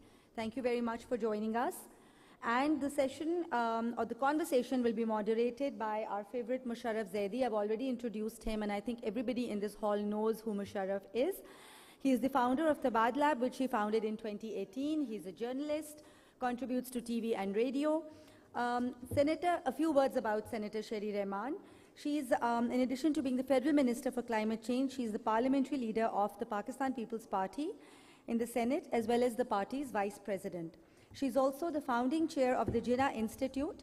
She's a fourth-term parliamentarian, diplomat, journalist, and civil society activist who has received Pakistan's highest civil award, the Nishan-e-Imtiaz. She's also an award-winning journalist with 2 decades of experience in broadcast and print media. Senator Sherry Rehman has served as Pakistan's ambassador to the United States. She has received several awards and has been identified as one of the top global thinkers of 2011 by Foreign Policy magazine. She was cover-titled by Newsweek Pakistan as Pakistan's most important woman. At the 27th UN Climate Change Conference of the Parties, COP27, she gave a powerful account of the devastating floods in Pakistan, highlighting the injustice at the heart of climate change. She has been named among the 25 most influential women of 2022 by the Financial Times. With this, I'll hand over the conversation to you, Musharraf. Thank you. Bismillahirrahmanirrahim. Assalamu alaikum, everyone. I was privileged to have the chance to be among you and to moderate a session earlier this morning. It's a privilege multiplied by many factors for me to have a chance to talk to you, Madam Senator and Madam Minister. By way of introduction, Sherry is my first boss, and I have the privilege of calling her Sherry, but in public I refer to her as Madam. Please feel free to call me Sherry or SR. He's held it against me that I've been his boss, okay? That's already beginning. I do hold it against her. We had a great session prior to this, and you know, we had a chance to hear General Zubair talk a little bit about narratives. As most of you would already know, the one narrative that this country has successfully delivered on over the last 12 months, and there hasn't been a lot of good news in Pakistan over the last 12 months, but the one good news, I think, has been Pakistan's global leadership on the climate agenda, and especially Pakistan's leadership of the G77 and Pakistan standing up not just for Pakistan, but for all developing countries. Madam, I wanted to start with maybe a request to you to walk us through where we are in the global conversation. We already know that you did a fantastic job at the COP in Cairo. We have the COP coming up in Dubai. But I think more urgent for Pakistan, given the economic crisis that we are in today, but that we have been in for decades, and that a lot of us feel like we might be in for another long period of time if this climate financing thing doesn't work out. There's a big summit on climate finance coming up in Paris.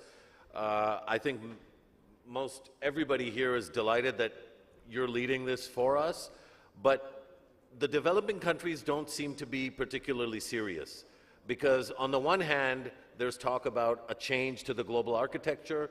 I know the Prime Minister of Barbados, yourself, and several others have been pushing very hard on this. But on the other hand, the IMF is doing what it's doing with Pakistan.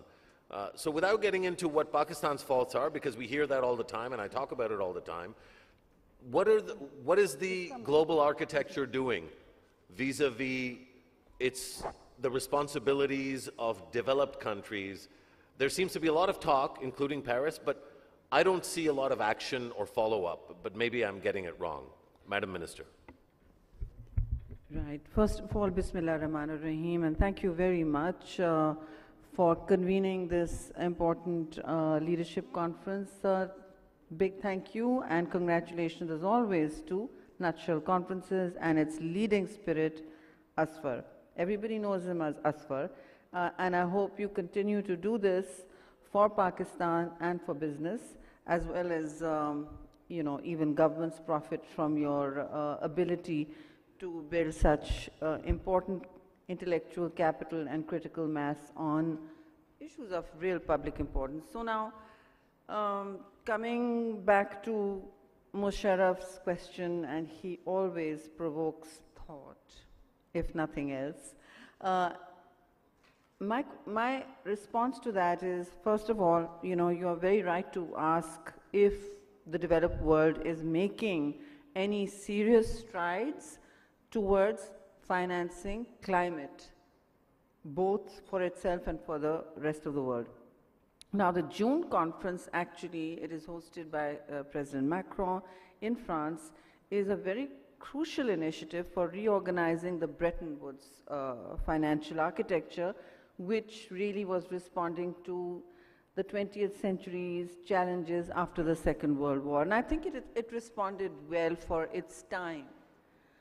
Development institutions were set up, MDBs, multilateral development banks were set up, World Bank, IMF, all these institutions came into being to assist the developing countries, as well obviously to draw capital from the developed countries, and to be able to manage the transition of economies with big populations, even small populations, but without the post-colonial, most often post-colonial societies' wherewithal to grab the levers of change and also to capitalize on opportunities, both local, national, and international. So this conference is about basically resetting the global financial architecture, not just for climate, but climate has made an entry into financial obligations of the global north at a level that it has clearly become, in the current situation, impossible to finance. And the important questions are that, in my view, I think we were able to raise the level of that discourse very effectively at COP27, because we used the opportunity that in all political situations, critical mass, there is numbers and ability to keep a consensus amongst competing parties, conference of parties, was the G77 plus China's leadership that fell to us. So obviously that will not be available next year. And so we used that opportunity to completely level up the discourse and keep a large group united. Now that large group is in the hands of other leaderships. We are very much there. We've been to some pre-COP initiatives and set the agenda to be ambitious, not for us to fulfill, because ambition in climate means internationally that you are held accountable for very high targets that you've set yourself. We've already set those targets, and I believe Pakistan can meet them. Why? Because we are not big emitters, and neither is our, our pollution footprint at that international level high. Where our pollution footprint is high is locally. You have big cities like Lahore and Karachi at the local level of pollution as opposed to the high level of greenhouse gassing. So our challenges are as much local as they are international.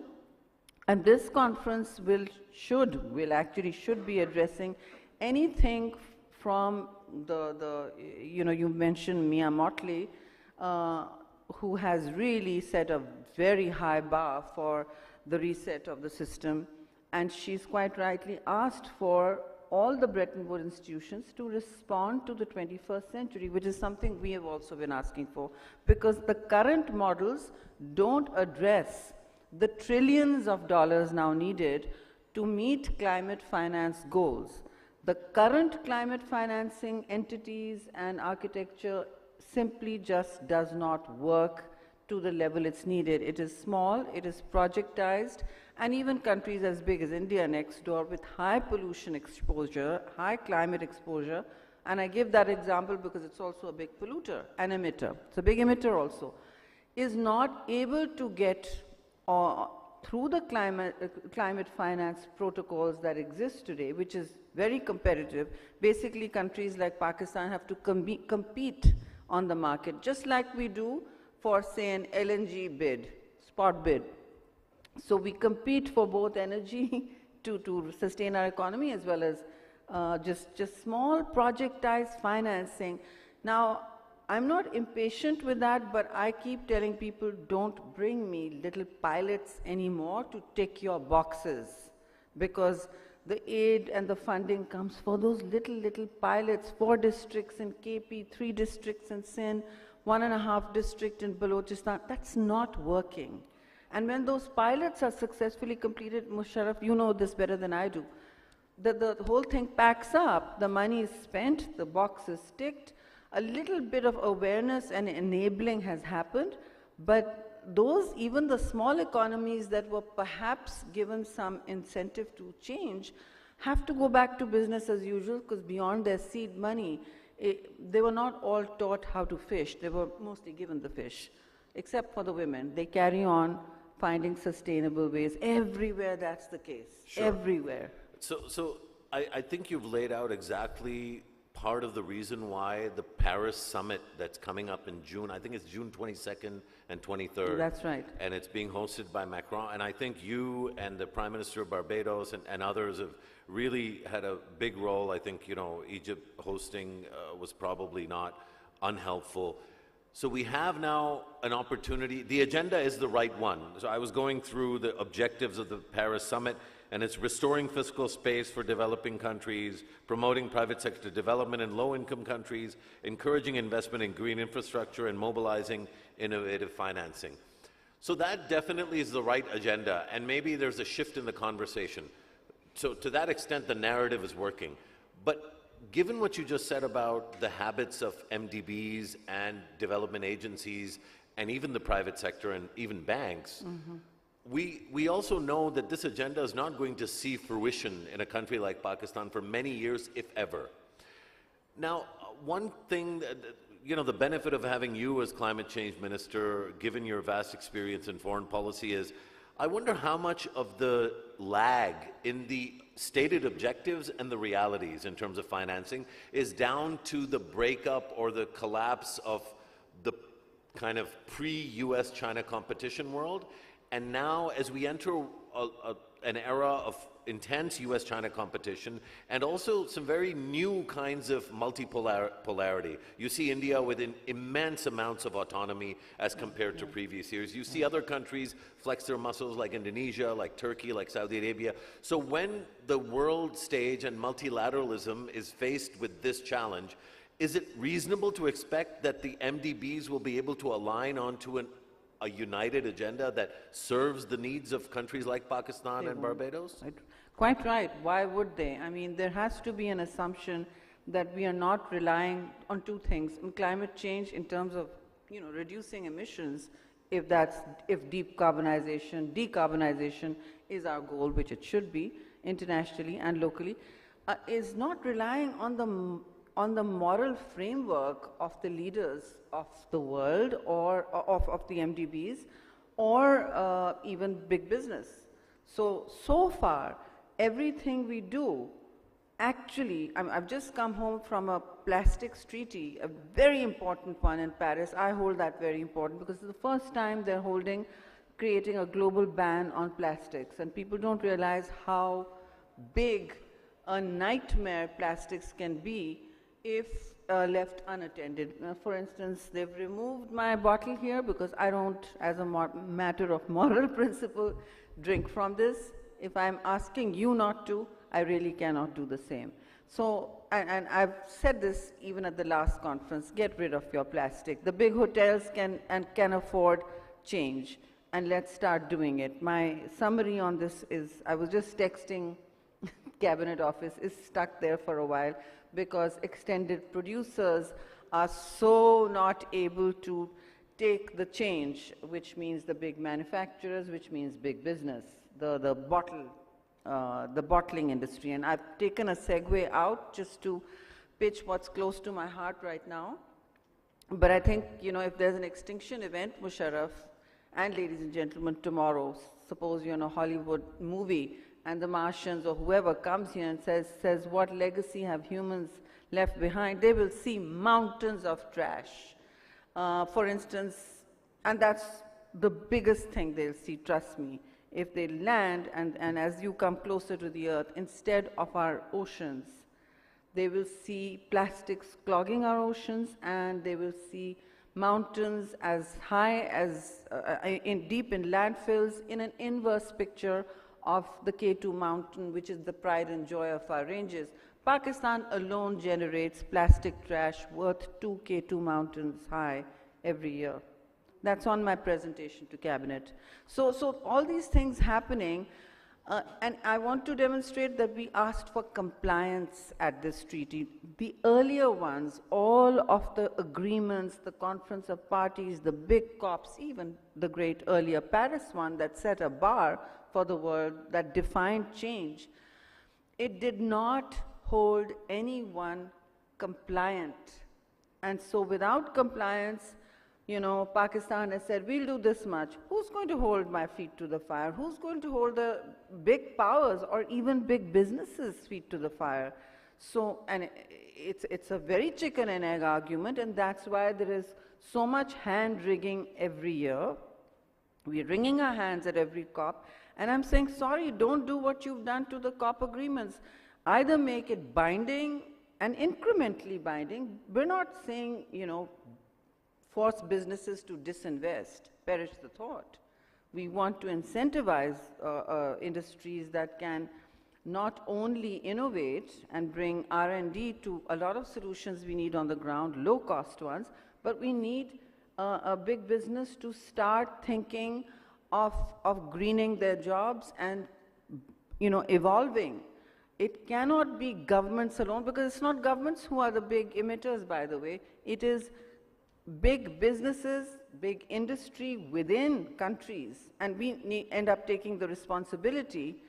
But big business or big industry is what is actually 70% of the big emitter of the world. And can you imagine big multinationals with GDP higher than 2 or 3 of the fragile economies rolled up together? Do you think they'll be compliant to our regulations? No, they're not. We'll be terrified of losing the jobs. Yeah.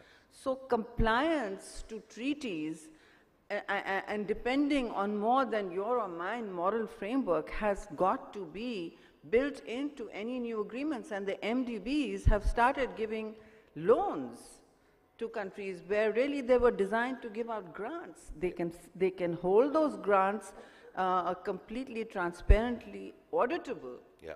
But they must not do what has become the norm right now. It has become normalized to put countries into deep debt, and for that we must take responsibility also.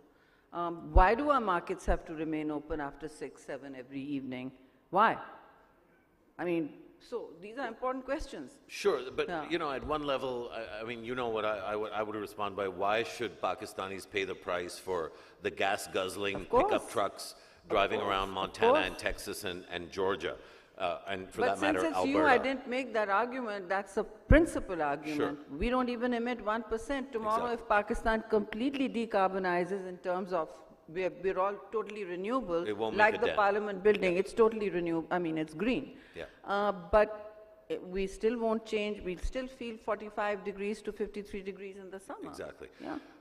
So clearly the global architecture, and I like the quotation from Mia Motley, I think, you know, she says that the global architecture wasn't built for the global south. It was built for a different era to achieve different objectives.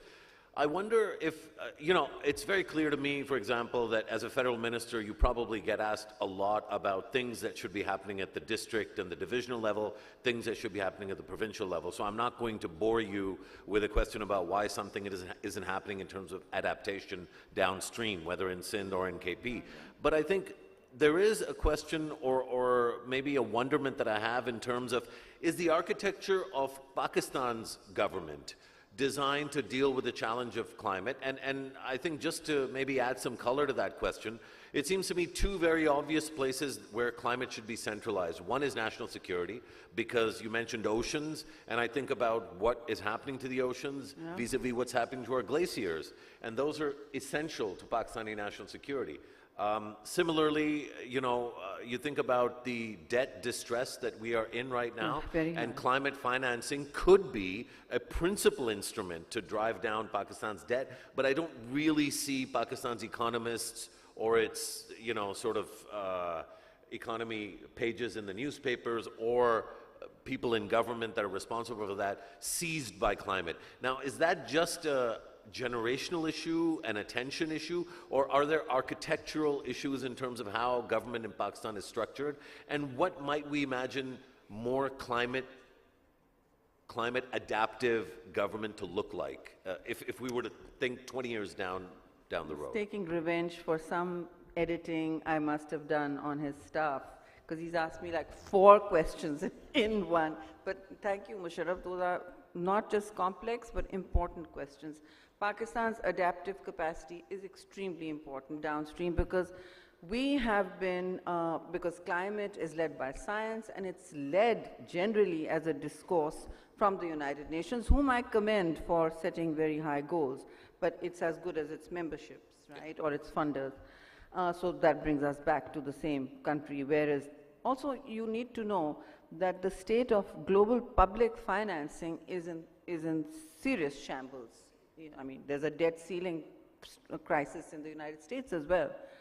So it's in shambles, and nobody has the money anymore, with climate crises and emergencies striking their economies, their local areas, the flooding, all of that. Everywhere you go, you see it. And when they look at the cascade of priorities they have to work with, they say, well, Madam Minister, you're absolutely right, but I have to finance my disaster risk management first, because look what's happening in our own backyard. And all the forest fires, which tornadoes, forest fires, and all of that, and the flooding that is changing how people think about climate change.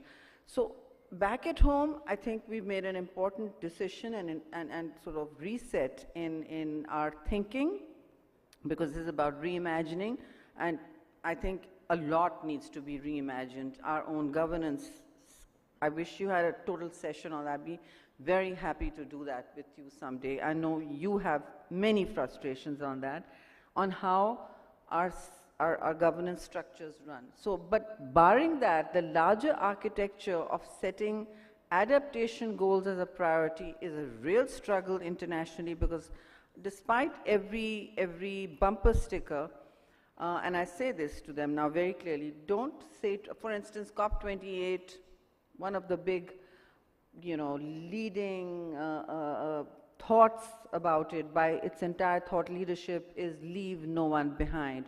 A very old UN ambition, right? Leave no one behind, be inclusive, don't let just the privileged benefit from change, which is the natural order of how markets work. So they're compensating for that. Leave no one behind. I mean, I said this, UAE is going to lead it. I said, you're putting this up as a cliche repeatedly while leaving more and more people behind globally. That is what climate change is doing. It is ensuring that all security, economic, and development vectors are multiplied. So, if you have a growing population, which we do, unchecked almost, it will magnify those effects. And you have to start thinking, if there's a water scarcity issue coming up, that will become worse, because climate is compounding it. Your own consumption may be, high consumption may be compounding it, but so is climate.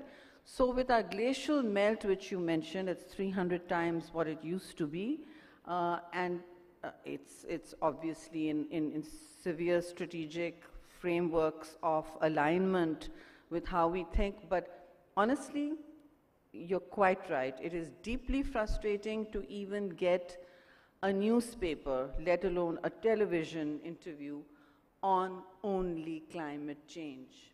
They're not interested. I have just issued a statement which I barely thought about. It's just something that was very day-to-day par for the course. It was politics, and it's running in every bulletin. Every bulletin, it keeps repeating. Serena said this, this, this.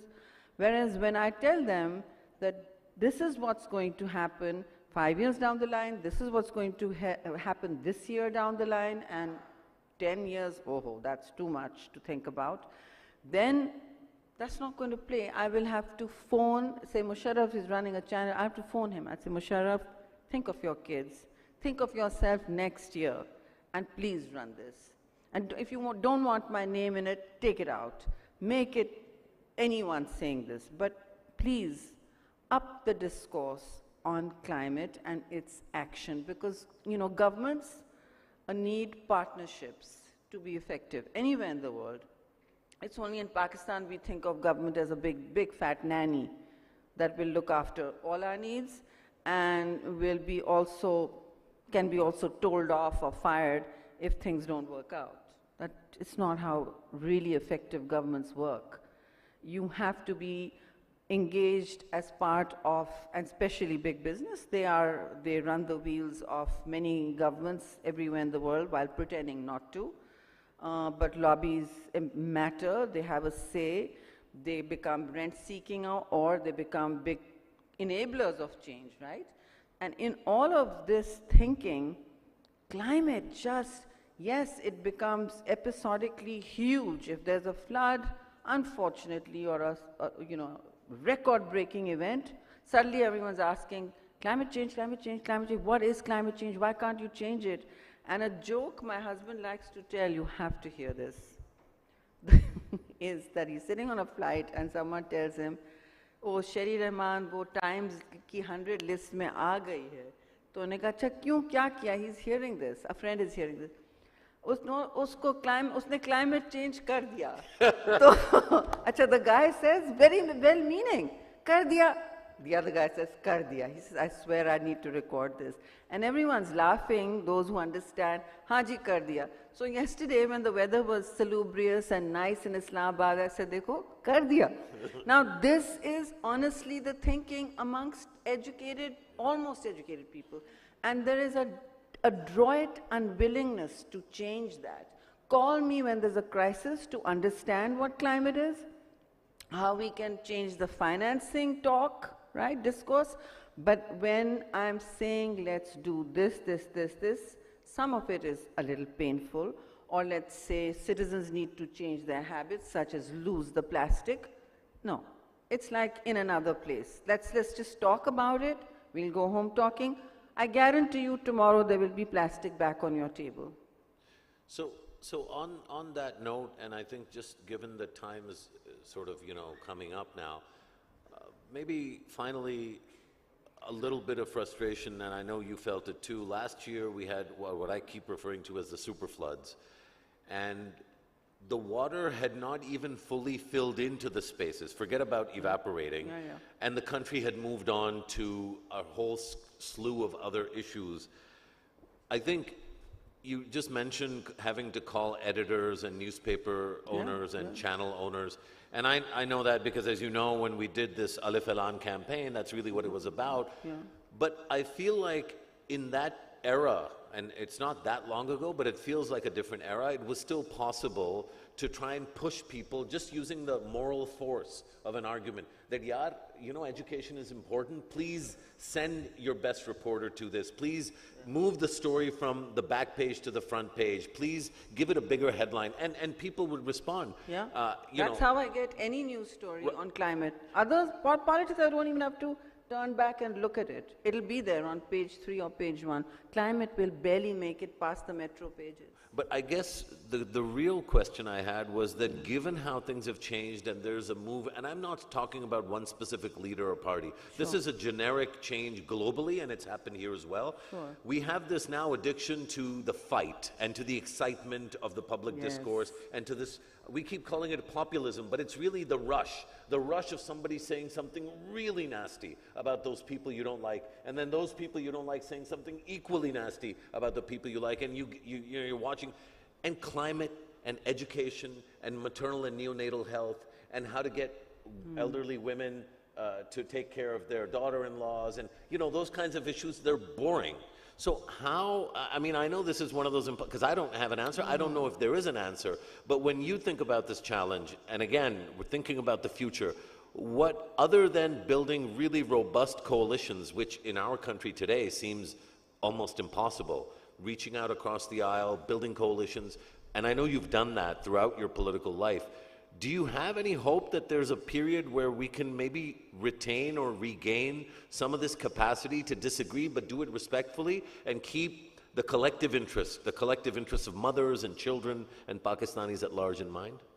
I think we do, Musharraf, because otherwise I won't be able to get up and go about a day with any sort of goals. So hope is critical to changing how you think about your plans, to even dream that we can be at a place where we're thinking first of broader goals. The minute you start thinking, and of course moral frameworks drive a great deal of change. I'm talking about the compliance bit. Moral frameworks drove the reform of the UN system. It created a lot, but even the manifestos of political parties, they have to be undergirded by some level of philosophical compulsion in which moral frameworks and ethics comes into play, because you have to assume that the people who are voting for you are doing so after making an informed choice. And in those informed choices, you are very right now. I don't blame the media per se, because there are some newspapers that in the year I've been in government have actually changed their positions on climate change. Even if it's a storm warning, it wasn't getting any front page. So I would have to do PMD's job and say, okay, there's a storm warning, so because it's attached to a political leader, that's how, so how it gets play. So you have strategies, one has to have strategies. But coming back to the important question of the return of civility to democracy, to public discourse, to building coalitions, to actually creating anything that lasts, you have to have people on board. It can't be a fight always. It has to be completely about building coalitions, and that's what democratic politics is about. It's not about demonizing the other. It is the opposite. It is shaking hands with the other and bringing them on board. But, from Trump's America to where we stand today, we've had situations and many countries where this generational swing to the right has so seamlessly occurred. And it's occurred partly because of the changes in technology, which I'm sure some session will be addressing. I saw General Hayat addressing AI, and I'm sure that's really the other big change that will drive the next century's wars and responses, including climate. And there's no ethical framework even at the UN being sought at this point on how to deploy AI, when, who's to use it, and at what level. So these are very critical questions that humanity is not addressing, but back home, we have, coming to mundane issues like the climate ministry, I run a climate ministry which is only really created to respond to at least 26 multilateral and international treaties that we're exposed to. Even to keep our voice in those treaties, like today the plastics one is running for 1 week, and my key team is there, I've left them behind, and then some private sector people also, because government is not equipped for postmodern cataclysmic change. And the technical aspects and the scientific aspects of what we need to actually learn involves a fair amount of unlearning, and that unlearning involves bad habits such as demonizing the other. That has become a very instant gratification way of dealing with each other, of getting noticed. I mean, if I say provocative, nasty, volatile things right now, this conference will be in the headline tomorrow. I'm very clear, you know this. But does this conference want to be in the headlines for the wrong reason? It's better to not be in the headline than be in that headline for the wrong reason. So, when I go out, they'll be asking me what are known as political questions. Everything is politics to me. Even the decisions and choices I make at home are politics to me. I'm just like that, whether in partisan politics or not. Whether I cook or my husband cooks, that's a political choice also to me. And you know how that works in your family too. So politics is not a bad thing, but that's what they're going to ask me, and my response will be as usual. Conference के बारे में बात करना है तो करो, नहीं तो you will overshadow this conference with another headline. I think that's a fantastic note to end on. I just wanted to mention that, I am old enough to remember that lesson of not demonizing the other was what helped forge the Charter of Democracy, which to my mind continues to be one of the great achievements of the people of Pakistan. And Musharraf, if I may interrupt you to say that when you are leader of opposition, we are in government now, I spent a lot of time making sure that not only is the opposition united, but that I have stable and constructive relations when it came to legislation or important initiatives in Parliament. Parliament becomes dysfunctional if you are only constantly locked in horns. Debates, speeches is one thing, but you should be able to do business in committees, which is where the heart of government works. But Sherry, I think the reason you were able to do that is that you were driven by an overriding purpose that was above your party and above scoring points. And I think that really is, for me, the takeaway. All the women's legislation that we've had in this country that's been remarkably progressive really came about because women from different parties in the Parliament, in the Senate, in the National Assembly, were able to come together. I think, you've been somebody that's lived up to the ideals that you've espoused, and again, I have a severe bias, so I won't go much longer or much deeper on that, but I'll say thank you for giving us some food for thought. I hope it was beneficial, and it gives everybody something to think about. Once again, I'll say that in this environment, it's very important for us to acknowledge the remarkable work of the team, the Nutshell team. There's at least 24 people that work for Asfar. Not all of them will get name called, but of course, Rabia has been an incredible host for the event and managed things amazingly well. Imran Ghazali is here. He's doing all the digital. I should name a lot more, but Asfar, you've done a remarkable job. So thank you to you again for convening people in these divisive times.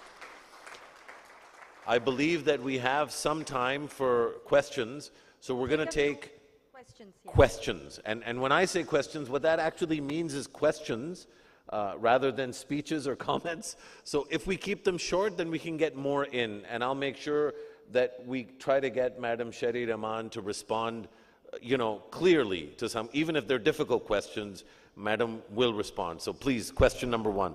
Yes, Assalamu alaikum everyone. This is Asad Malik here, and I'm the Head of Business Development for ACCA Pakistan. My question to you, ma'am, is that, here I am. So question to you that when it comes to the public policy, it means more of a taking everyone along. So how much future ready we are when it comes to having counter solutions to the climate change?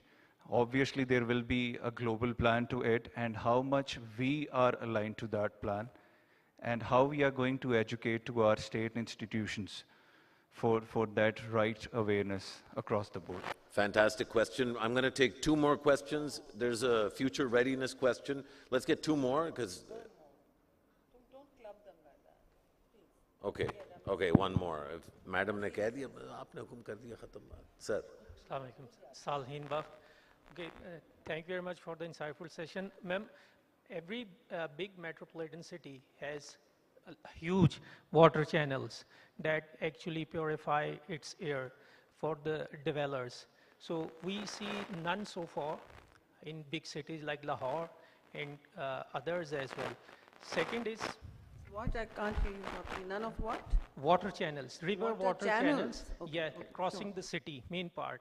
And the second is that we don't have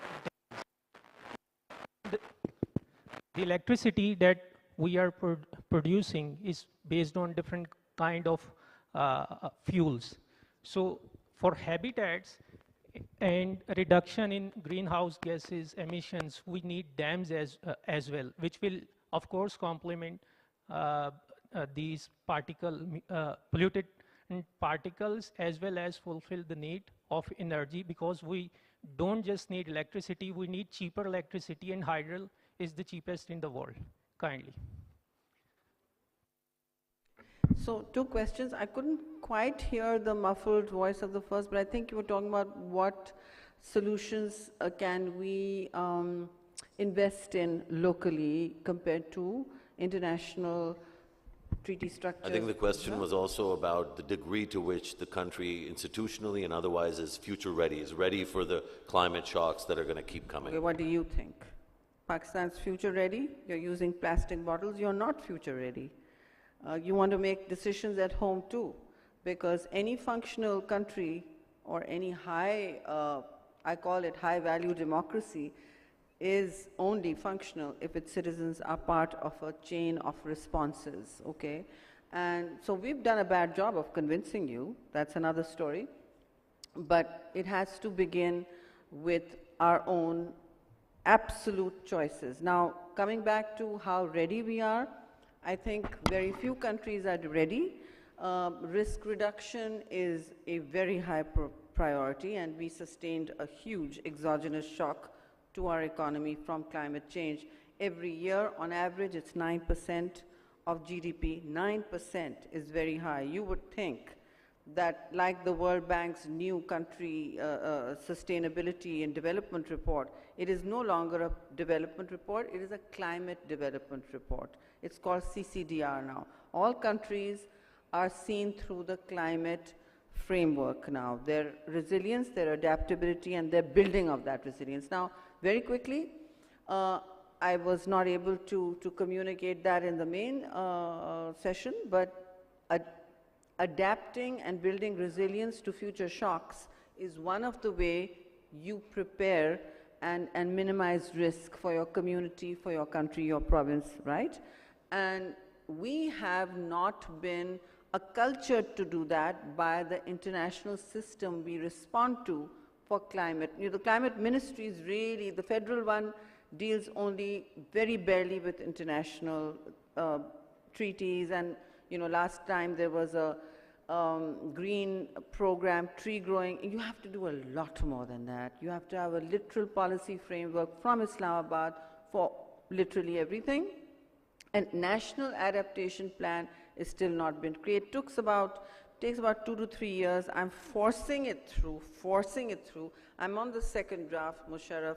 It's, you know, Pakistan's capacity to even create these documents is limited, but I'm determined it be homegrown and not written in another capital, which is how and why these documents never come out. It's not anybody else's priority, it's our own, to create a national adaptation plan which, with responses from all the provinces. The provinces are the heart of governance in our structure now, and even climate and environmental responses. I've actually had to change the name of the ministry to climate change and environment, because most of the work we do is environment-based. And when I came in, it was called Mausamiyati Tabdili in Urdu. So there's very little even understanding. Mausam is weather. Maholiyat is climate.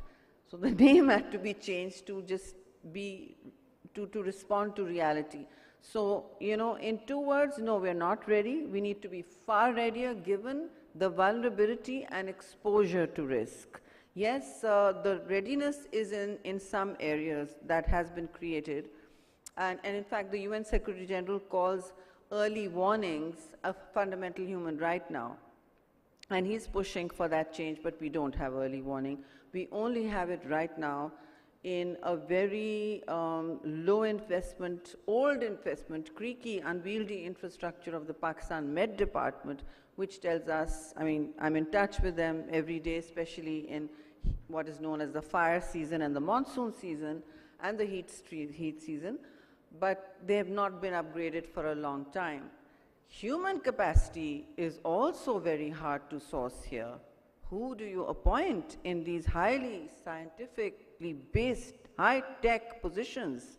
Where's the human resource?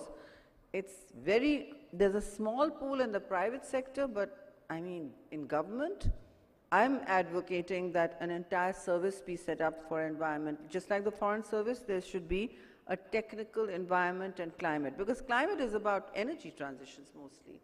And you know, that's a great segue into the second question. Yeah, and he's asking about water channels, actually.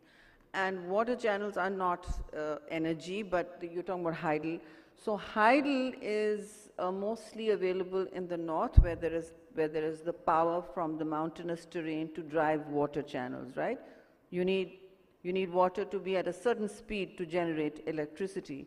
And in the north, if you just even go as a tourist, you'll see, if you look around where the river, the great river Indus is running, you'll see even its tributaries, the small streams, not dammed, but with tiny hydel projects for communities everywhere. You'll see it in GB, you'll see it in Azad Kashmir, you'll see it in parts of Khyber Pakhtunkhwa. So communities there through development partners, including especially USAID has been active in this, but all development partners, international, have been active. So they've set that up, but the era of big dams, of hydolizing water, I would say is over, and for us to even pretend that we can build big dams and they are the overnight solution, they're not. Why? Because yes, we do need reservoirs, but we have Tarbela and Mangla built from a time when there was great international capital available for the funding and capacity building that created such dams. The United States and World Bank were instrumental in the Tarbela creation, and it's a signature project of theirs, but they don't have that kind of capital to move to, say, you've heard of Dasu, and you've heard of the other one, not just Moment, the big one, Ghazi Barota, not Ghazi Barota, the big GB Dang. The Amir Bhasha has been on the cards for so long. Now, please understand, it takes consortium financing to make these just technical studies and then to make the dams move, to actually function. There is no international consortium funding available in today's world, especially post-pandemic and Ukraine war. No, those supply lines of revenue and equity are going elsewhere. As for small dams, that's the way forward, and I think the country is building them. But what is sad for the north of the country, and climate change here is a big villain, is that when the glacial lake outburst floods happen, which happen around this time, agar climate change तो थोड़ा सा हो गया, अभी कोई इतने नहीं हुए हैं, अभी तक 10 हो चुके होते पिछले साल की तरह नहीं हुए. We're lucky, we're just lucky. And what they do is, if you look at those videos, they destroy every hydel project in their way, like toothpicks, they just rip them out. And the same goes for large bridges. So when the water is rushing down the mountain from a glacial lake outburst flood, nothing can stand in its way. It's like, so I've often seen we are always able to save communities and now even their livestock, which is their livelihood, by early warning systems which are low cost. We have trained communities there, and that's one of the only federal program running in, we don't run programs in the provinces, they have to run them themselves, but we are running it in GB because that's still a federal territory to some way, and they wanted our help, so we're doing it with UNDP. Huge program, and it trains communities. The communities are able to know when a lake will, but we've told them these are the lakes sensitive this year. They're able to move people, but not the hydel stations, not the infrastructure. It just goes, gets ripped out. What do? Because you want a hydel station when the river is running strong. You can't take it to a placid lake when they say, oh, change where communities live. Well, where will you take your hydel station? And very quickly, and in terms of water channels, my God, Pakistan has the largest man-made irrigation system in the world. The world, please don't forget. It's another thing that the British created it for their political patronage of the canal colonies. But it's right there. And without that, I don't know where you'd be.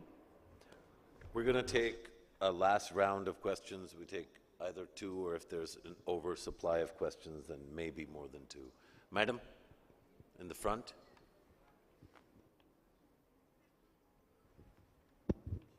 You just spoke about the early Ma'am, just introduce yourself as well, please. Dr. Zilaf Munir. You just spoke about the early warning systems that you were trying to. So in terms of early warning, there are early warning, especially for floods, available, and I'm sure people and the public and the governments that have invested in, are interested in investing in Pakistan, are also interested in investing in early warning systems. But there seems to be nothing going forward in terms of seriousness from our side. So now, with having such an enlightened climate change minister, is there any thought being given to that? Because 2 to 3 months of early warning can mean a lot where floods are concerned, especially the one now that we see it happen, and it keeps repeating. Maybe another one in July, August. So any thoughts on that for the early warning? Because yes, very developed. Very quickly, early warning is high capital investment usually. Wherever it's not, we've been able to use it like the program I've described. And wherever there's high capital involved, and for flood early warnings, we have a flood commission, as you know. That works to a great extent, but half the time it's busy with the division of water issues, the telemetry between Sindh and Punjab, lower and upper riparians. It's a fight that rages everywhere as water becomes scarce, and it will be 2025 water scarcity time. Early warning systems are usually now, should be part of the Pakistan Met Department. It is now under aviation, I discovered when I came here. The Ministry of Aviation, General Saab, is running it. They wanted it some years ago, and it went to them. And when I came into government, I called in the World Bank. They were taking back several loans. There are no more grants. Some were small grant component. I said, why? Because they were concessional loans. I looked at them and I said, what are these lapsing? Now, they came through the window of climate change, meaning it went through my ministry, whoosh to whoever was in need. And Musharraf, it was $60 million lapsing. Why? It was for early warning systems. It was in the system for 2 years at least. It just sat there, and the World Bank said, okay, we're taking the money back. And I was like, ooh, I was like a race car going, put the brakes on, stop. I guarantee they will be utilized. Don't do this. Found aviation, guys, PMD needs this. Oh, by now the money has depreciated to 45 million because of the rupee. Anyway, that was a year ago. And so that was stopped, and then they were told, okay, the World Bank came to meet me. I said, look, I will see to it that X, Y, Z, the important loans are used. Right. PMD, get your stuff together. Yes, ma'am. Wo sab ho raha tha, then came the great flood. All such funds, including climate, were repurposed to saving lives on the front line. That's what happens to the early warning systems money. It cannot be done without significant capital and technical outlay. That might be I a hope great, it'll come again. That might be a great parable for our country at large as well, yeah, unfortunately. yeah. There's a question here, and then the final question to the gentleman behind you. Sir. Thank you, sir. Dr. Nazir Ahmed, National University of Medical Sciences, Islamabad. Madam is one of the most educated and literate, politician, and we used to read her a lot as well previously. And being Minister of Climate Change, don't you think if the glaciers are melting and it's a reality, what mitigation measures we are going to take? Just like think, we are agrarian country, 70% population depending on agriculture, water is lifeline. If the lifeline is being cut in near future, Allah na kare, then what we are going to do as a nation? The big rethink, what we are rethinking basically. Most important thing, number one. Second thing, ma'am, energy. For industry, many entrepreneurs are here. If our industry, if we are getting the energy very expensive, how we are going to become competitive? These are my two questions. What is government policy then? Thank you. What in energy? पहला वाला जो है वो Energy पे क्या कह रहे हैं? बिजली कहाँ से वही एनर्जी वाली बात की बिजली महंगी होती जाएगी पानी बहुत अहम है बिजली बहुत महंगी है इन दोनों मसलों को आप हल करें आप क्लाइमेट चेंज मिनिस्टर हाँ नहीं क्या आप वाटर स्कैसिटी के बारे में बात कर रहे हैं you talking about water scarcity मैं बुनियादी तौर पर मैं जो बात कर रहा हूँ can you hear me you're too close to the what I'm saying is if you talk about gloves, glacial lake, outburst okay, I got it. Let me finish my question, basically. Yeah. What I'm saying is glacial melt. Glacial melt. लेकिन अगर हम बिजली नहीं, अगर हम पानी को conserve नहीं कर रहे हैं, डैम्स नहीं बना रहे, तो अगर ग्लेशियर मेल्ट हो गए, कल पानी ही नहीं हो गया, तो एग्रीकल्चर का क्या होगा?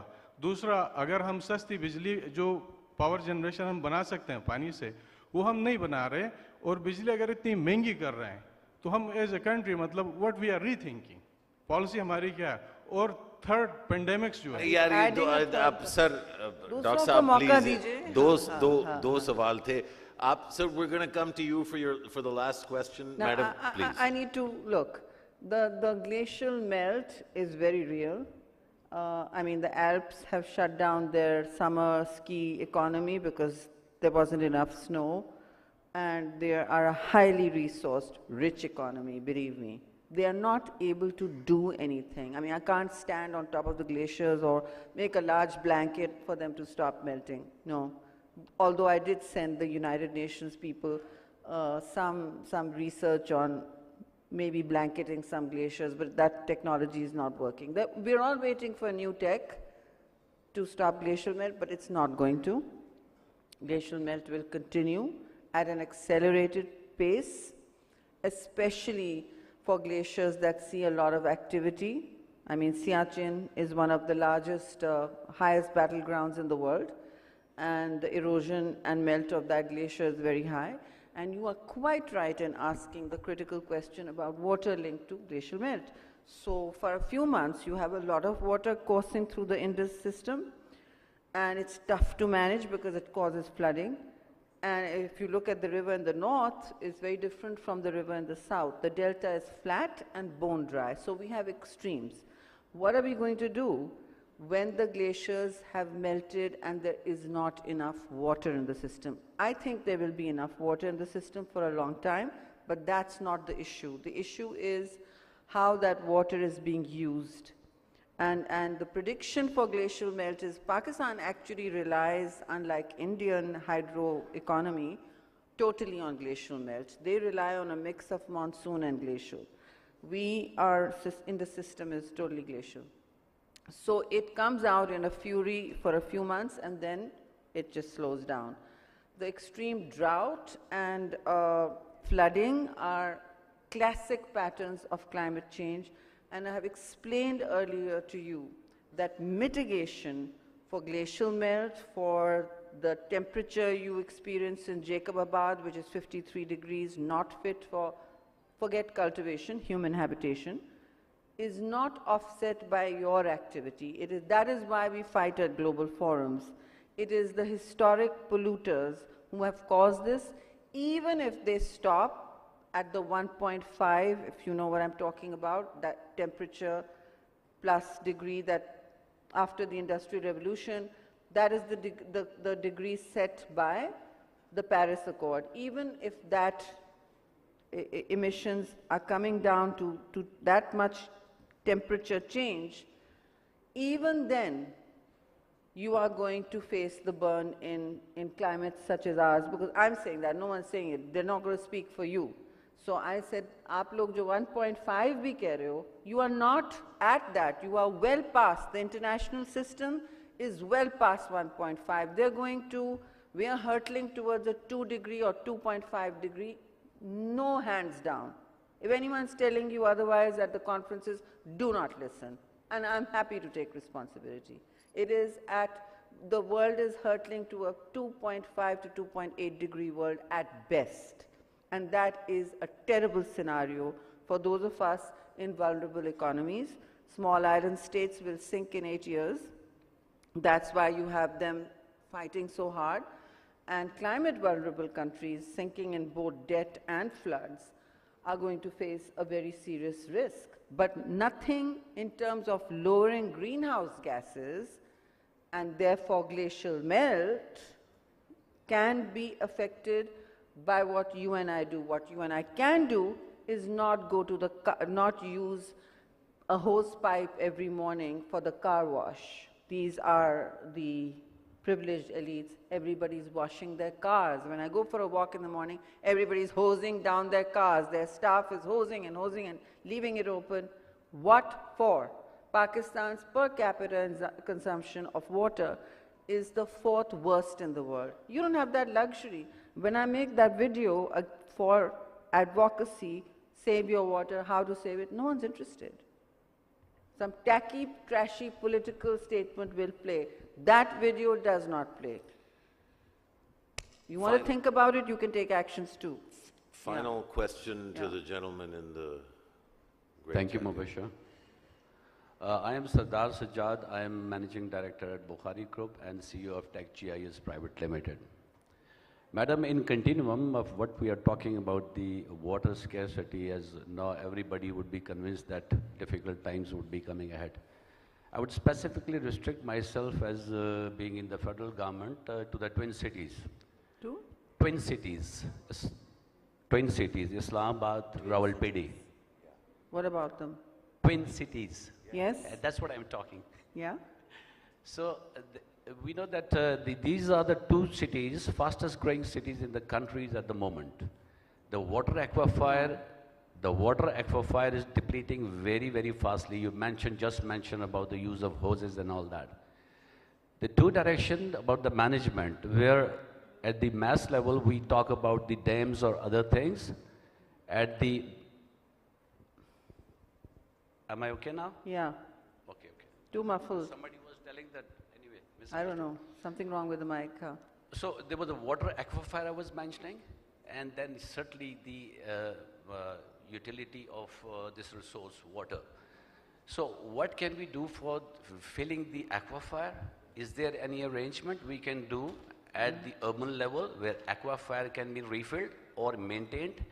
At the same time, have you considered the installation of water meters in the houses instead of just advise? I think there could be use of a technology which can conserve the water. Tomorrow.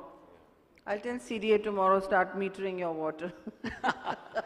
I will recommend that, but I just wanted to know if there is any thinking at the government level. Thank you.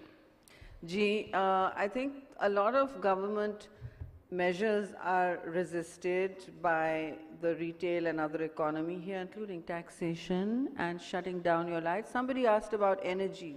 Energy is going to become more and more expensive, especially dirty fuel, which we use and we pay a lot of dollars to import, right? You need to be renewable just for that, just to not have to import that much fossil fuel to run your economies. Having said that, most economies, everywhere in those who have gone almost 80% renewable, there's a base load that petroleum takes, which is being maintained by all economies. It's called the base load, right? And for instance, Germany today, after the Ukraine war, a crisis of supply lines of gas, petroleum, all of that has gone back to coal. Now, those are choices countries make.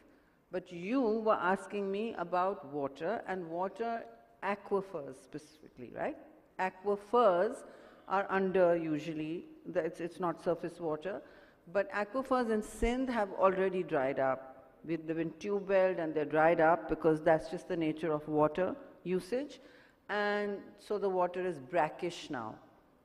Punjab aquifers, I've known for a long time, are sweet water, and they're still not depleted, but they are also depleting fast, as is, and that is dealt with as the Indus Basin. The basin is shared between two countries. It is not only in Pakistan. That's how ecology works, that's how water works, that's how climate works. You do something somewhere, I feel it here, and you're angry. I'm angry, it's like, what can I do? But you've done it. Anyway, I can at least try to, clean up my little area. So the aquifers are never refilled, they are recharged.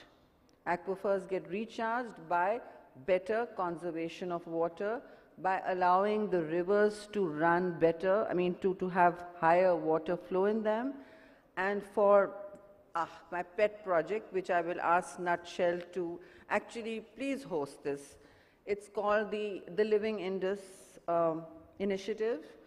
It is primarily, it's a nature-based, biggest project conceived probably in the world for recharging aquifers, detoxifying one of the most polluted, sad rivers in the world, and it is the lifeline of Pakistan. It is around which 80% of our livelihoods are centered.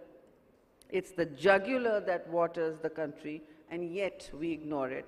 So I launched this before, just before, and it's an investment project because governments don't have money anywhere. And it has a menu of 25 interventions in the ecology, the aquifers, the depollution, even the marine life, and plastic-free cities around the Indus, which is a clever way of deplasticizing urban areas.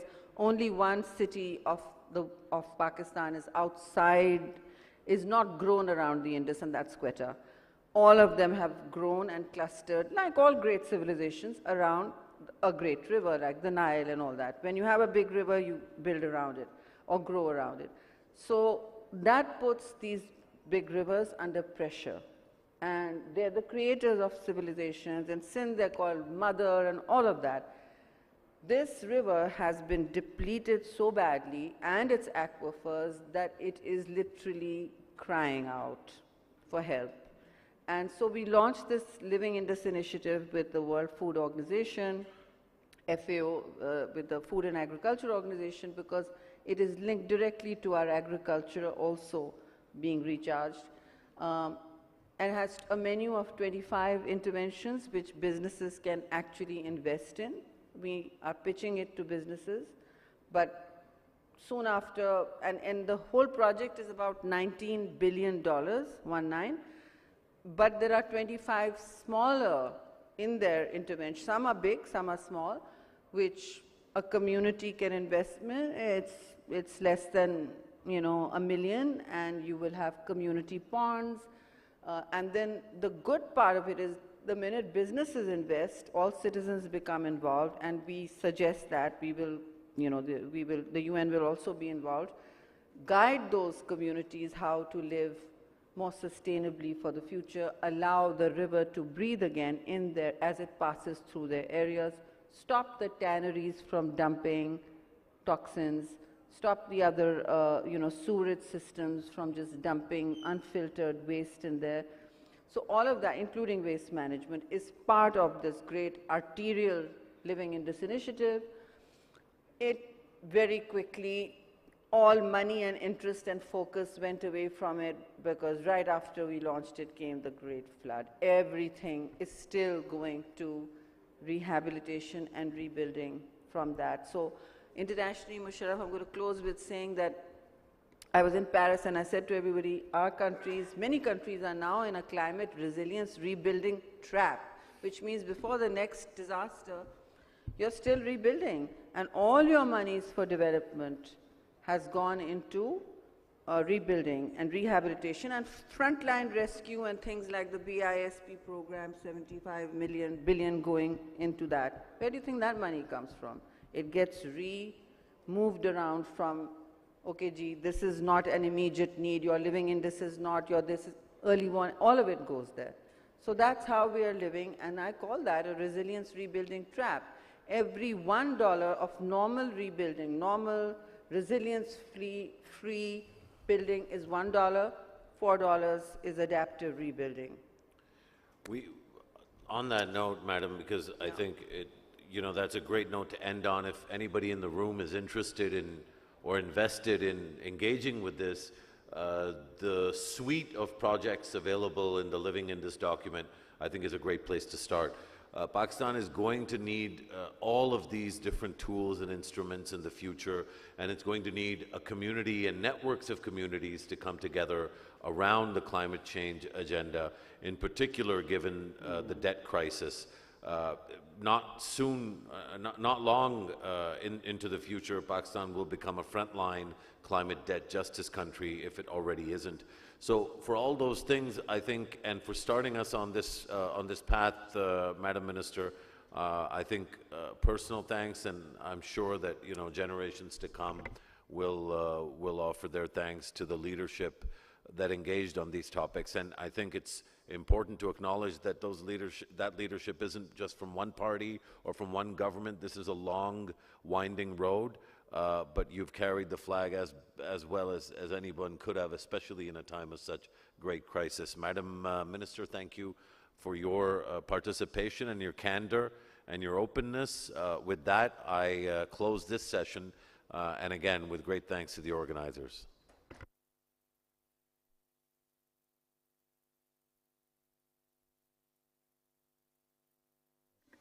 Thank you very much, Senator Sherry Rahman. Thank you, Musharraf. I'll request Asfar to please join us on the stage so that we can have the souvenir distribution. We'd also request Mr. Shahrukh Qureshi, Chief HR and Communications Officer, Martin Dow Group. Shahrukh, are you in the room? Okay. To present the souvenir, I'd request Michael Foley, Regional Director, Airtel Africa, to please join us.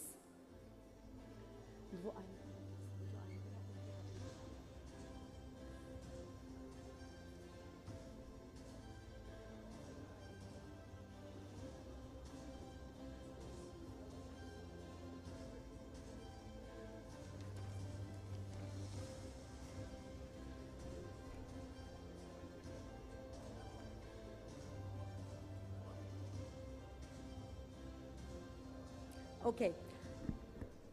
Musharraf? Okay. So, Musharraf, would you please receive your book as well? I'm not sure if you got it the first time. I got 2. So. You can keep 2. You've been excellent. Let's have the group photo.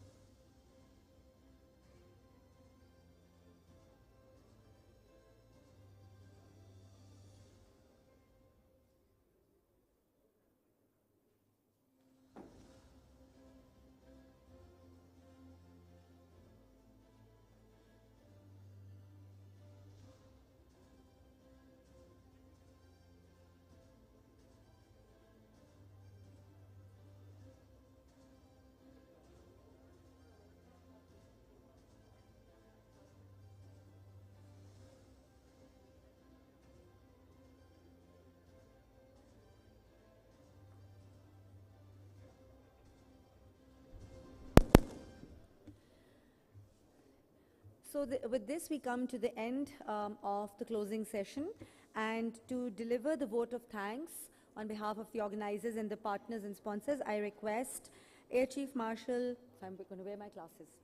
Yes. I can't get this wrong, sir. Air Chief Marshal Suhail Aman, Pakistan's Chief of Air Staff from 2015 to 2018. He's also the Chief Executive Strategic Engagements for Nutshell Group. Sir Suhail is a true believer in education for all. During his time as Chief of Air Staff, he established 2 medical colleges and 3 campuses of Air University across Pakistan, in addition to introducing scholarship schemes for deserving children. He also pioneered initiatives for the welfare of persons with special needs. Even after his retirement from the Air Force, he is working with a number of philanthropic initiatives, including Rashtabad, as well as Friends Hospital, and I'm sure there would be many that we don't know of because he's very discreet with his philanthropic initiatives. Sir Suhail is the recipient of the Nishan-e-Imtiaz Military, Hilal-e-Imtiaz Military, Sitara-e-Imtiaz Military, Tamga-e-Imtiaz Military. Is there any left, sir? He's also the recipient of the Legion of Merit of the Turkish Armed Forces, recipient of King Abdulaziz Medal of Excellence by the Kingdom of Saudi Arabia, and the United States Legion of Merit, the highest military award of US Armed Forces awarded to any foreign military official. So let's give a round of applause to Sir Suhail. And sir, the podium is yours.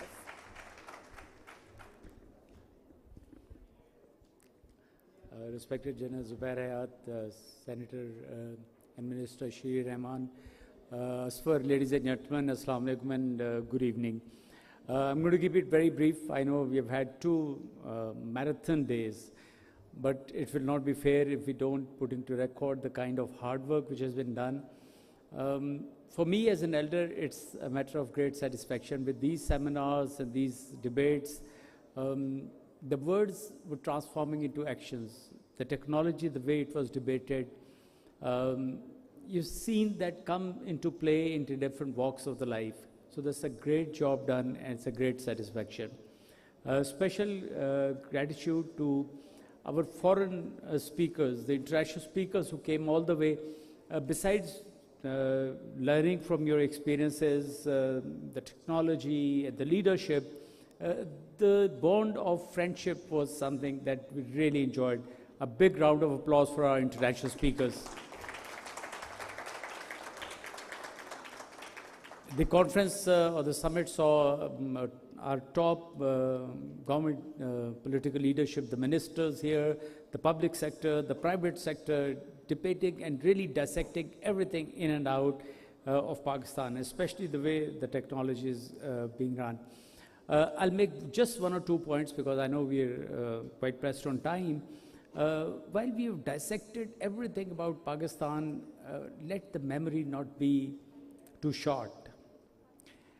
And this is in the book which is being distributed by Dr. Ishrat Hussain. By 1987, Pakistan was the fastest growing economy of the world, 8% GDP growth rate, and that is where we were going. And we have talked about Manmohan's all right, but again in the same book it says Manmohan Singh asked for the economic model of Pakistan, and that's where we were. So it hurts when we see those situations coming. But then we are a very resilient nation. We didn't ask Soviet Union to invade in 1979. We didn't ask for 9/11, but then those fallouts, and it's a State Bank figure of $110 billion for a country like ours to have lost in the war on terror, 80,000 lives lost, and the kind of socio-economic effect that it had on us. But we're resilient, we continue to move on. One more point is about, look at the global construct, and I'm talking of political stability. Look at China, Russia, now very lately Turkey and India and Bangladesh. Each of their governments are going ahead with second or the third tenure. So 10 to 15 years of good spell of policy level decision making, continuity. I think that is where we really need to learn. The second challenge, which is important for our foreign office of the government, is balance the relationship between China and America. It's not a black and white situation, and why can't we have good relationship with both? The economic opportunities which come out from north of us, China and the Central Asian republics, are absolutely phenomenal. You got a beautiful road infrastructure, and the railway infrastructure is coming up, and this was not meant for running the cars alone. And the Central Asian republics and the Russia and China, the kind of trade which can come in, a rough calculation is in 9 years with this trade, you can set off the complete debt of Pakistan. Now that's the potential that this country has. A quick word on the technology. ये एक issue जो है बड़ा important समझने का है, and that's for our generation to understand. These young boys of 23 to 25 to 30 years are more knowledgeable on technology. They understand the decision making. It is for us in the public sector and the government to realize their importance. और आज ये बात यहाँ पे सुबह discuss भी हुई कि एजुकेशन में ये कहते हैं इनको क्या पता है, नो इनको बहुत पता है. And if we tend to ignore those advices, it's not about technology, it's not about IT, it's not even about artificial intelligence, it's about the prosperity of your people. When you employ the blockchain into your SMEs and agriculture, you're bypassing everything, you're going down to root level, to your farmers, you're going down to the SMEs and empowering people. Believe you me, ladies and gentlemen, you go out to the rural areas of Pakistan, and I'm giving you absolute clear fact. We talk of the women empowerment, we talk of the women utilization. The women in our rural areas are absolutely fascinating women with their vision, and you just need to provide them the opportunity. And using this technology, getting them into financial empowerment, giving them education, that's the task at hand, and that's what we will do, inshallah. But ladies and gentlemen, our special thanks to our speakers from inland and from abroad who came and be our friends.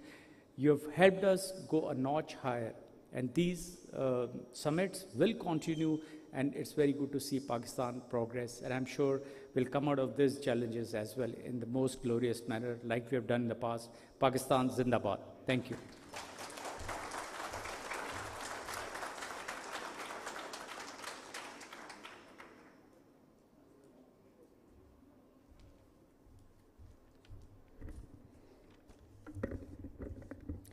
So with this, ladies and gentlemen, we come to the end of the 6th edition of Leaders in Islamabad Business Summit.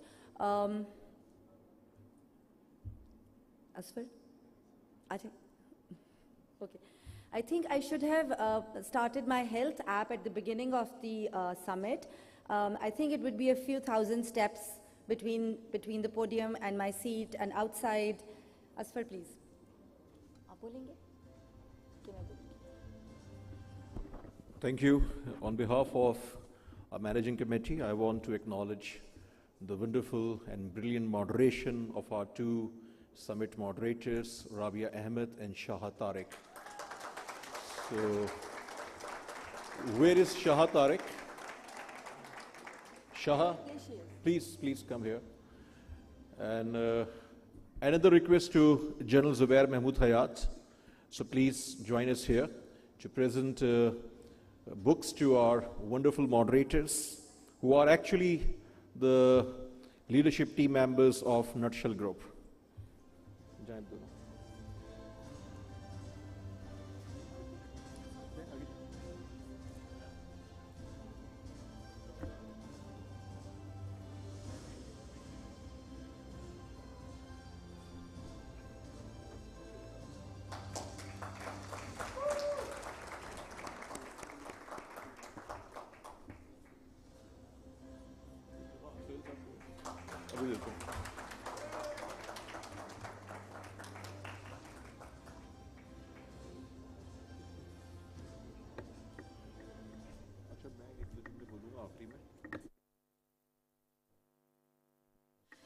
Thank you very much, Asfar. Thank you. That was very sweet. Thank you, General Saab. An honor to receive this from you. And thank you, Dr. Ishrat. He's not around. He actually signed a copy for me as well. Very kind of him. So at the end, it would definitely be in order to thank everybody who's made this possible. Martindale Group has been our partner, co-host since the very inception of this summit. I think they've left now, but thank you very, very much, Martindale Group, Ali, Javed Ghulam Muhammad Saab, Shahrukh, Rizwan Saab, and this collaboration was started by the late Javed Akhai Saab, may Allah bless his soul. Also, Unity Foods, who's been our partner for this summit. Then I would really like to thank all of our partners, Faisal Bank, K Electric, SAP, TMC, UBank, NBP Funds, Telenor Microfinance Bank and Easy Pesa, S&P Global, ACCA, VCast, and Optimized Digital, Mobiling Microfinance Bank, OICCI, and Corporate Pakistan Group. It is because of your patronage, your support, your help, that we have been able to put this show together year after year after year. So thank you to all our sponsors and partners. Thank you for your confidence and thank you for your trust. Every year, the Leaders in Islamabad Business Summit takes place at the Islamabad Serena Hotel. So our hospitality partners are really, they do everything that we cannot. This hall, the food, the logistics, kind of the football stadium that they provide for the games to go on. So thank you very much, Aziz Bolani Saab and Serena team. Also, we'd like to thank specially Optimized Digital, Imran Ghazali and his team for their support in our digital outreach and also for giving technical support. Imran, you've done a very good job. Thank you very much. Our speakers, because obviously the intellectual capital of this summit is the content that comes from our speakers, their ideas, their out-of-the-box thinking, the experiences they share, the wonderful work that they have done in their respective industries, and also in terms of social responsibility. We are extremely grateful to all our speakers, and here I won't distinguish between the local and the foreign speakers because, of course, to take this time out and to dedicate it to Leaders in Islamabad Business Summit and, in effect, to Pakistan is a very big favor that we get from them every time. So thank you to all our sponsors. It's been a wonderful, wonderful set of discussions. Thanks to all of you. So our speakers are extremely, they were all excellent. And also the audience. I think if you were not such a great audience, we would not have been able to carry on. Thank you very, very much for being such a great audience. And this audience doesn't only have people from Islamabad. I know people have traveled from Lahore just to listen to their favorite speaker or a session that has their interest. People have traveled from other parts of the country, and especially this wintry summer that we're having right now with pouring rain. It's not been easy, I know. So thank you very much, all of you. And in the end, I think I would like Asfar to say a few words. And if I've missed anybody out, Asfar, if you could please fill in for me. Thank you. Thank you. Assalamu alaikum, everyone, again. Yesterday, in my welcome address, I emphasized about continuity. The continuity of leadership, the continuity of policies, continuity of everything. Because continuity is the most important ingredient for any game, for any plan, for any project. So despite the toughest situation in the country, we decided to continue to host this summit on the same dates, and finally we executed. So in last 2 days, over 1,000 delegates attended in person here. And this is in addition to few thousand delegates virtually. One audience is here, but one is the big audience virtually, not only from Pakistan, from outside Pakistan also. And Nutshell Forum is committed to host this summit yearly basis. So I am announcing the dates of 7th edition of Leaders in Islamabad Business Summit, inshallah, on March 6, 7, 2024. Pakistan Zindabad.